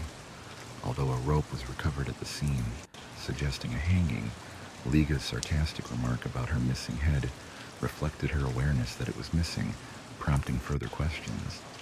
As the investigation continued, forensic analysis yielded crucial findings. The report revealed areas of blood pooling within Liga's brain and bruises on her neck. The autopsy confirmed she had been strangled by multiple individuals, indicating an attack during a struggle. External injuries found on her body were consistent with defensive wounds sustained in that fight. While decomposition hindered the certainty of some evidence, characteristic injuries on her larynx suggested forceful constriction, and trauma of a severity capable of causing her death was evident. Blood clots in her brain corroborated the strangulation theory, and bruises on her neck and legs added to the evidence of violence. In total, 9 wounds were documented on her body. These findings led authorities to dismiss the earlier hypothesis of voluntary death and conclude instead that she was murdered, likely during an act of resistance or an assault. Relieved but anxious, loved ones waited for progress in the case, hoping police would soon identify and apprehend those responsible. However, the investigation faced complications due to the body's decomposition and the complexity of collecting conclusive evidence. While investigating local illicit activities, including drug dealing and gambling, during interviews with residents, 2 women reported seeing Liga walking alone toward the spot where her body was later discovered. However, the authorities expressed skepticism about their testimonies, questioning their reliability. Liga's relatives have criticized the police for their apparent sluggishness, asserting that immediate search efforts could have prevented this tragic outcome. The 33-year-old tourist from Latan is believed to have been abducted from a nearby beach, transported by boat, and subsequently subjected to violence that led to her death. A dedicated team of investigators has begun a thorough probe into the case, interviewing around 40 suspects with plans to detain more once sufficient evidence is gathered. Eventually, the Indian police arrested 2 men suspected of involvement. These individuals were accused of luring Liga, assaulting her, and dismembering her body. Both suspects, who are known illegal substance dealers, reportedly confessed under coercive methods, which are often employed by law enforcement in the region. According to police, the suspects were also engaged in illegal activities as pimps and drug traffickers. An autopsy was hindered by the advanced decomposition of Liga's remains, offering limited insights into her cause of death. Meanwhile, Liga's legal representative, Andrew Jordan, submitted an appeal to a higher court, arguing there may have been more individuals involved in the crime. His appeal highlighted that both accused later retracted their confessions, suggesting their initial admissions might have been coerced through torture, a practice all too common in India. Nonetheless, the Supreme Court rejected Jordan's request for a review, citing insufficient direct evidence.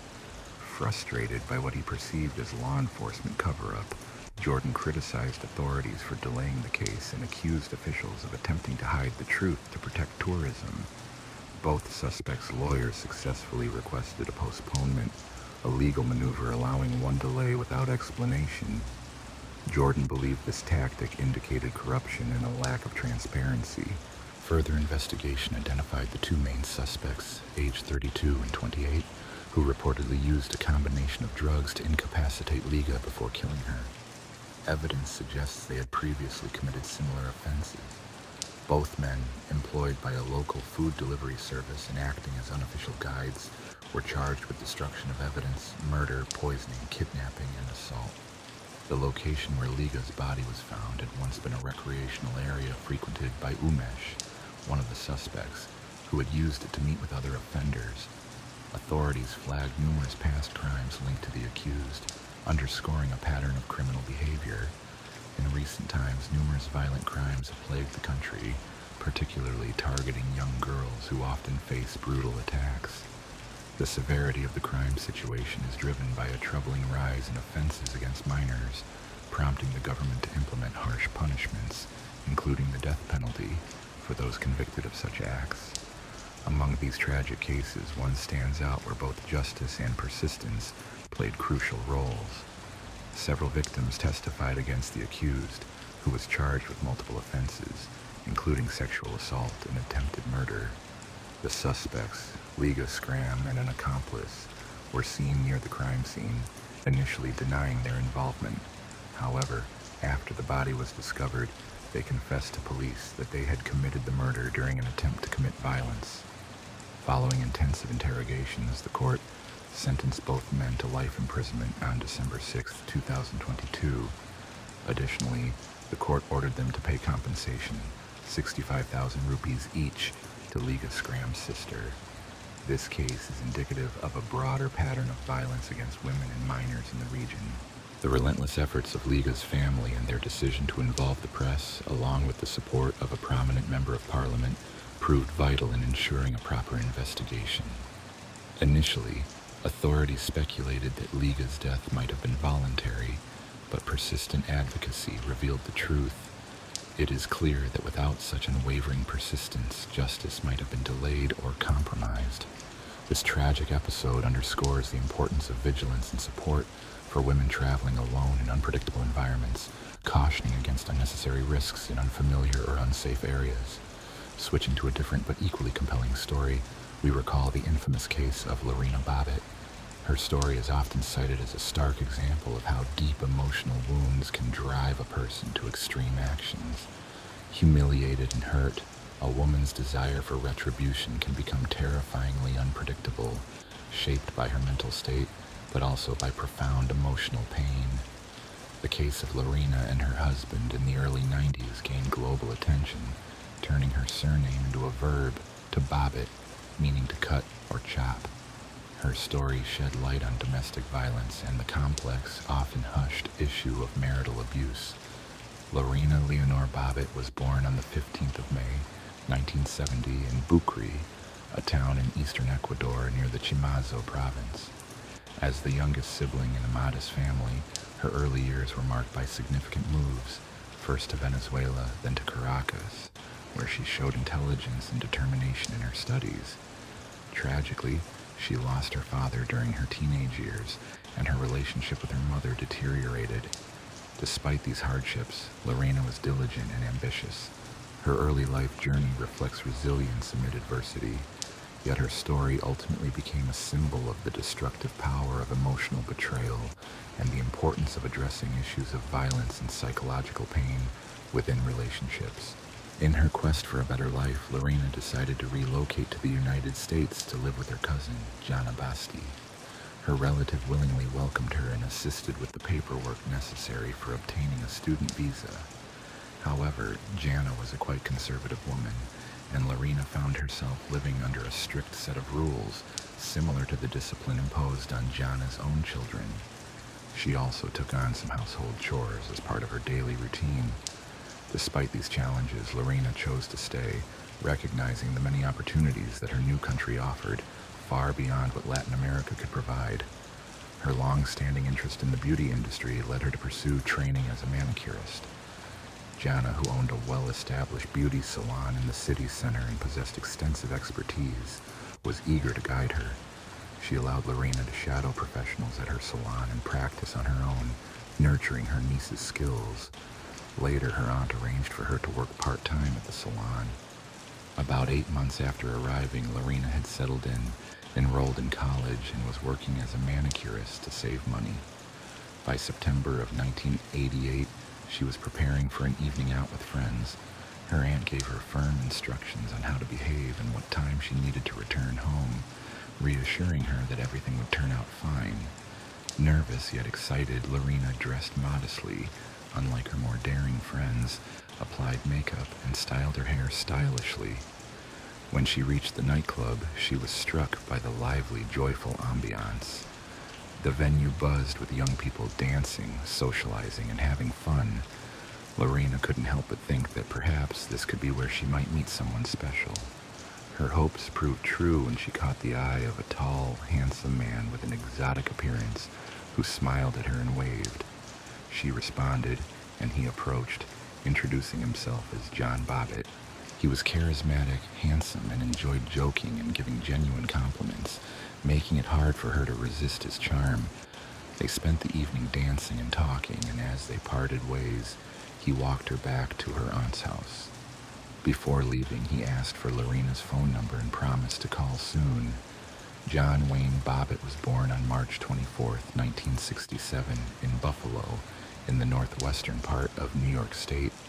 As the youngest of three children, his early life was marked by tragedy when he lost his father at the age of 3. His mother, overwhelmed by grief, eventually endured a severe nervous breakdown and sought care in a psychiatric clinic. The children were placed in the care of their religious aunt and uncle, who stepped in to support them through this difficult period. Although still very young, John's formative years were deeply affected by these tumultuous events, shaping much of his future. Raised within a devout family, his aunt and uncle brought him up with strict adherence to religious principles, ensuring they all attended church every Sunday and participated in charitable activities to help those in need. While John was not an exceptional student, he performed adequately throughout his education. As a teenager, he decided to pursue a career in the military and, after completing the necessary training at a specialized academy, he enlisted in the Marines. There, he demonstrated bravery, discipline, and strong determination. However, after several years of rigorous discipline and strict obedience, he felt the weight of this regime and decided to leave the service. With some military experience under his belt, John found work as a security guard at a popular local venue, although he often changed jobs, never staying long in one place. The day he met Lorena, he kept his promise to call her for a date. Their stroll through the park was relaxed, marked by easy conversation, and John made it clear he wanted to develop their relationship further. Lorena was open to this, but her aunt's rules required her to introduce her boyfriend first before embarking on a serious romance. John accepted these conditions willingly. On the designated day, he visited Lorena's relatives' home for dinner. He was courteous, kind, and sincere, making an effort to appear serious and focused. His respectful demeanor left a positive impression on the diligent housekeeper, who, after a sincere one-on-one discussion, allowed Lorena to continue seeing him. About half a year into their relationship, John proposed, and Lorena joyfully accepted, having long dreamed of building a family, raising children, and creating a home. The couple then began preparations for their wedding, which took place in June of 1989, shortly after Lorena turned 19. Their celebration was modest, as they lacked the funds for an extravagant ceremony. Instead, they chose to spend their savings on a honeymoon by the warm seaside. Their happiness was poignant, though tinged with sadness due to the absence of their parents at the wedding. Instead, family members like their aunts and uncles shared in the joy. Following their honeymoon, they moved to Virginia and settled in a serene neighborhood called Manassas. Life together started like a fairy tale filled with mutual tenderness, care, and love. Yet, as the new year of 1990 approached, their situation began to deteriorate. Lorena initially tried to dismiss her husband's rude remarks, believing it was a temporary adjustment period, but her patience was tested when he suddenly upset her during dinner. One evening, he carelessly threw her bowl of cooled soup onto the floor and began shouting at her, signaling a troubling change in their relationship. On June 2, 1993, Lorena found herself subjected to harsh accusations from her husband, who called her a poor homemaker. She attempted to defend herself, pointing out that he closely watched her movements and conversations at home, insisting that she followed his rules. Their intimacy was entirely at his whim, regardless of her feelings or wishes. Burdened by shame and embarrassment, she kept her problems to herself, feeling trapped in a situation she found humiliating. That evening, John, accompanied by an old military friend, decided to go out to a lively entertainment venue. The men drank heavily and partied into the late hours, while Lorena stayed alone at home. She chose not to wait for her husband and retired to her bedroom around midnight, eventually falling asleep by 3 in the morning. Meanwhile, a drunken and aroused John returned home, heady from the night out. Without hesitation, he tore off his sleeping wife's shirt. Lorena, barely awake, was stunned as her husband forcefully took advantage of her. She begged him to stop, tears streaming down her face, but he paid her no mind. Once the assault was over, John simply collapsed next to her and quickly fell asleep. Shaken and overwhelmed, Lorena quietly left the bedroom, making her way to the kitchen. She poured herself a glass of water, seeking some calm, but her eyes fell on a stand of large, sharp kitchen knives. On impulse, she reached out and grasped a carving knife. Returning to the bedroom, she saw her husband still sleeping off his drunken state. In a moment of fury, she seized his genitals with her left hand and sliced through them with the knife, severing a significant part. John awoke instantly, screaming in pain, while Lorena quietly left the room, headed to the garage, and drove away into the dark, deserted streets. She only regained her senses at a traffic light, where she saw her blood-stained hands. Realization struck. She still clutched the severed part of her husband's genitals. Overcome with horror, she rolled down her window and discarded the piece of flesh onto the street before continuing her frantic drive. Lorena then drove to the home of a close friend, who was shocked by her appearance and the situation she described. Recognizing the seriousness, her friend immediately contacted law enforcement and summoned medical help. Emergency responders arrived quickly, noting that the victim was attempting to staunch the bleeding. The injury involved a major vessel, an artery, making survival uncertain, as severe blood loss often leads to fatality. Fortunately, a clot had formed, slowing the bleeding somewhat, and medics managed to transport John rapidly to a hospital for urgent surgery. The question then arose about the missing segment of his anatomy, which was still in Lorena's possession. If reattached promptly, there was a chance to restore its function, provided proper medical procedures were followed. Lorena pointed to an approximate stretch of road where she had discarded her husband's body part, and after a thorough investigation, authorities managed to recover it. The severed organ was carefully cleaned with antiseptic and then placed in a specially designed container with medical-grade ice before being swiftly transported to the hospital, where the injured man was already receiving treatment. The surgeon summoned from the regional capital was taken aback by the complexity of the case, as it was unlike anything he had encountered before. Despite this, he proceeded with a rare and advanced operation that lasted over 9 hours and was ultimately successful, even though the organ had been severed and left on the road for more than an hour. All tissues and vessels were meticulously reconnected, leading to a promising recovery for the patient. That same night, public attention heightened, and Lorena was swiftly detained and brought in for questioning, where authorities aimed to clarify her motives and the full circumstances surrounding her actions. She quickly admitted to the act and shared the tragic circumstances that drove her to such desperation. She explained that her marriage had become a continuous ordeal, marred by her husband's frequent emotional and physical abuse, along with forced intimacy whenever he desired. Lorena also revealed that about a year prior, she was compelled to terminate an unwanted pregnancy, a traumatic experience that left deep emotional scars. Regarding the incident itself, she remembered little. Acting as if in a haze, she recalled her husband returning intoxicated, taking advantage of her despite her resistance. The next thing she remembered was the sound of her husband's scream, the roar of an engine, and clutching the injured part in her hand while sitting behind the wheel. The case drew intense media attention and sparked widespread debate. Many women who had endured similar abuses, along with feminist groups gaining momentum at the time, supported her. In the early 1990s, women subjected to persistent emotional and physical violence often remained silent, as societal expectations blamed victims rather than perpetrators. It was often assumed that wives should be submissive and obedient, with violence seen as their fault if they provoked it. Domestic intimacy was regarded as a wife's duty, rarely open to discussion. Meanwhile, most men sided with Lorena's husband, fearing her act could inspire others suffering in silence to take similar steps. Marriage can sometimes be marred by violence, and official statistics reveal that millions of women worldwide have endured such hardships, often leading to complex legal battles. In a well-publicized case, 2 parallel court proceedings unfolded almost simultaneously, highlighting different facets of the same troubling story. The woman, Lorena, was formally charged solely with taking advantage of her spouse during a particular night, yet her court testimony revealed years of ongoing physical and emotional mistreatment, including humiliations and forced medical procedures. She detailed frequent beatings, coercion, and the emotional toll that left her in prolonged despair.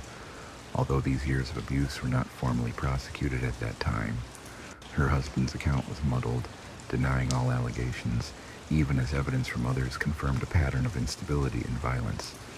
It was established that he lacked steady employment, relied heavily on his wife's support, and often coerced or tricked her into financing his pursuits, such as entertainment outings.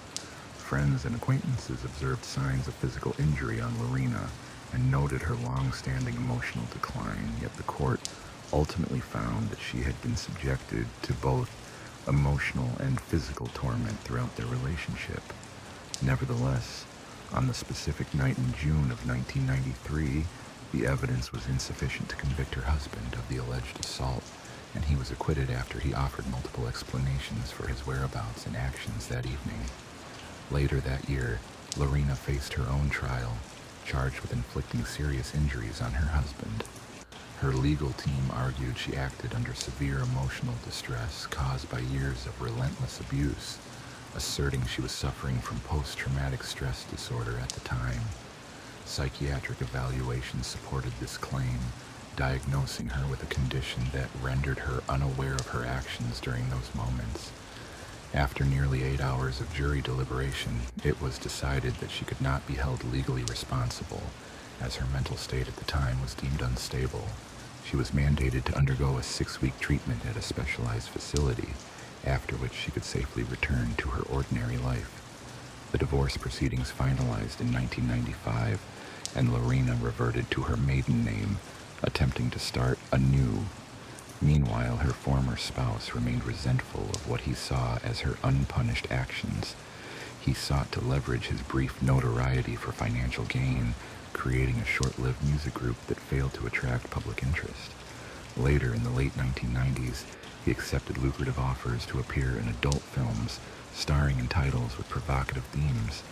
His attempts to capitalize on his fame proved unsuccessful, and he faded from the limelight, leaving behind a complicated legacy shaped by loss, conflict, and the scars of a tumultuous marriage. After her infamous case, Lorena sought a quieter life, unlike her former spouse, who continued to seek publicity. Following the scandal, John appeared in several similar films, but interest in him quickly diminished as time went on. He was eager to appear on talk shows and gave numerous interviews, yet over the years such opportunities became rare, and his story gradually slipped from public memory. Eventually, John found work as a bartender at an entertainment venue in Las Vegas. By his mid-50s, he struggled financially, working low-wage jobs such as mover, driver, and pizza delivery man. In 1999, he received a suspended sentence for theft. During his highly publicized court case, journalists also uncovered that Bobbitt had an illegitimate son named Andrew, born in 1992 to a woman named Beatrice Williams. In 1994, John was detained for assaulting his new girlfriend, Christina Elliott, a nightclub dancer. He served 15 days in jail and was placed on probation. In the early 2000s, John faced 3 arrests for assaulting his then-wife, Joanna Frell, and ultimately served a year in prison for violating his probation. The couple officially divorced in 2004. Meanwhile, Lorena kept out of the limelight, unlike her ex-husband.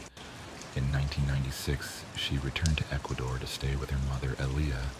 However, just 6 months later, her mother accused Lorena of assault, though the matter was settled privately, allowing them to live together. A year afterward, Lorena moved back to the United States, opening a small beauty salon in Washington. In 2007, she established Lena's Red Wagon, a foundation dedicated to supporting women affected by domestic violence. Not long after, she granted her first interview in years, appearing on CBS's morning show to discuss her life after the incident. She also participated in the famous Oprah Winfrey Show during the mid-2000s. In that period, Lorena remarried a man named Dave Bellinger, with whom she had a daughter in 2006. She preferred not to dwell on her marriage to John and stated she did not follow his life after their separation. Nearly 15 years after their dramatic legal confrontation, the former spouses met in person for the first time on a television program in older age. During this encounter, John apologized to Lorena for his treatment during their marriage and expressed that he still loved her despite everything. Moved by his words, Lorena confirmed that every Valentine's Day her ex-husband still sends her flowers and cards, a gesture that continues to this day.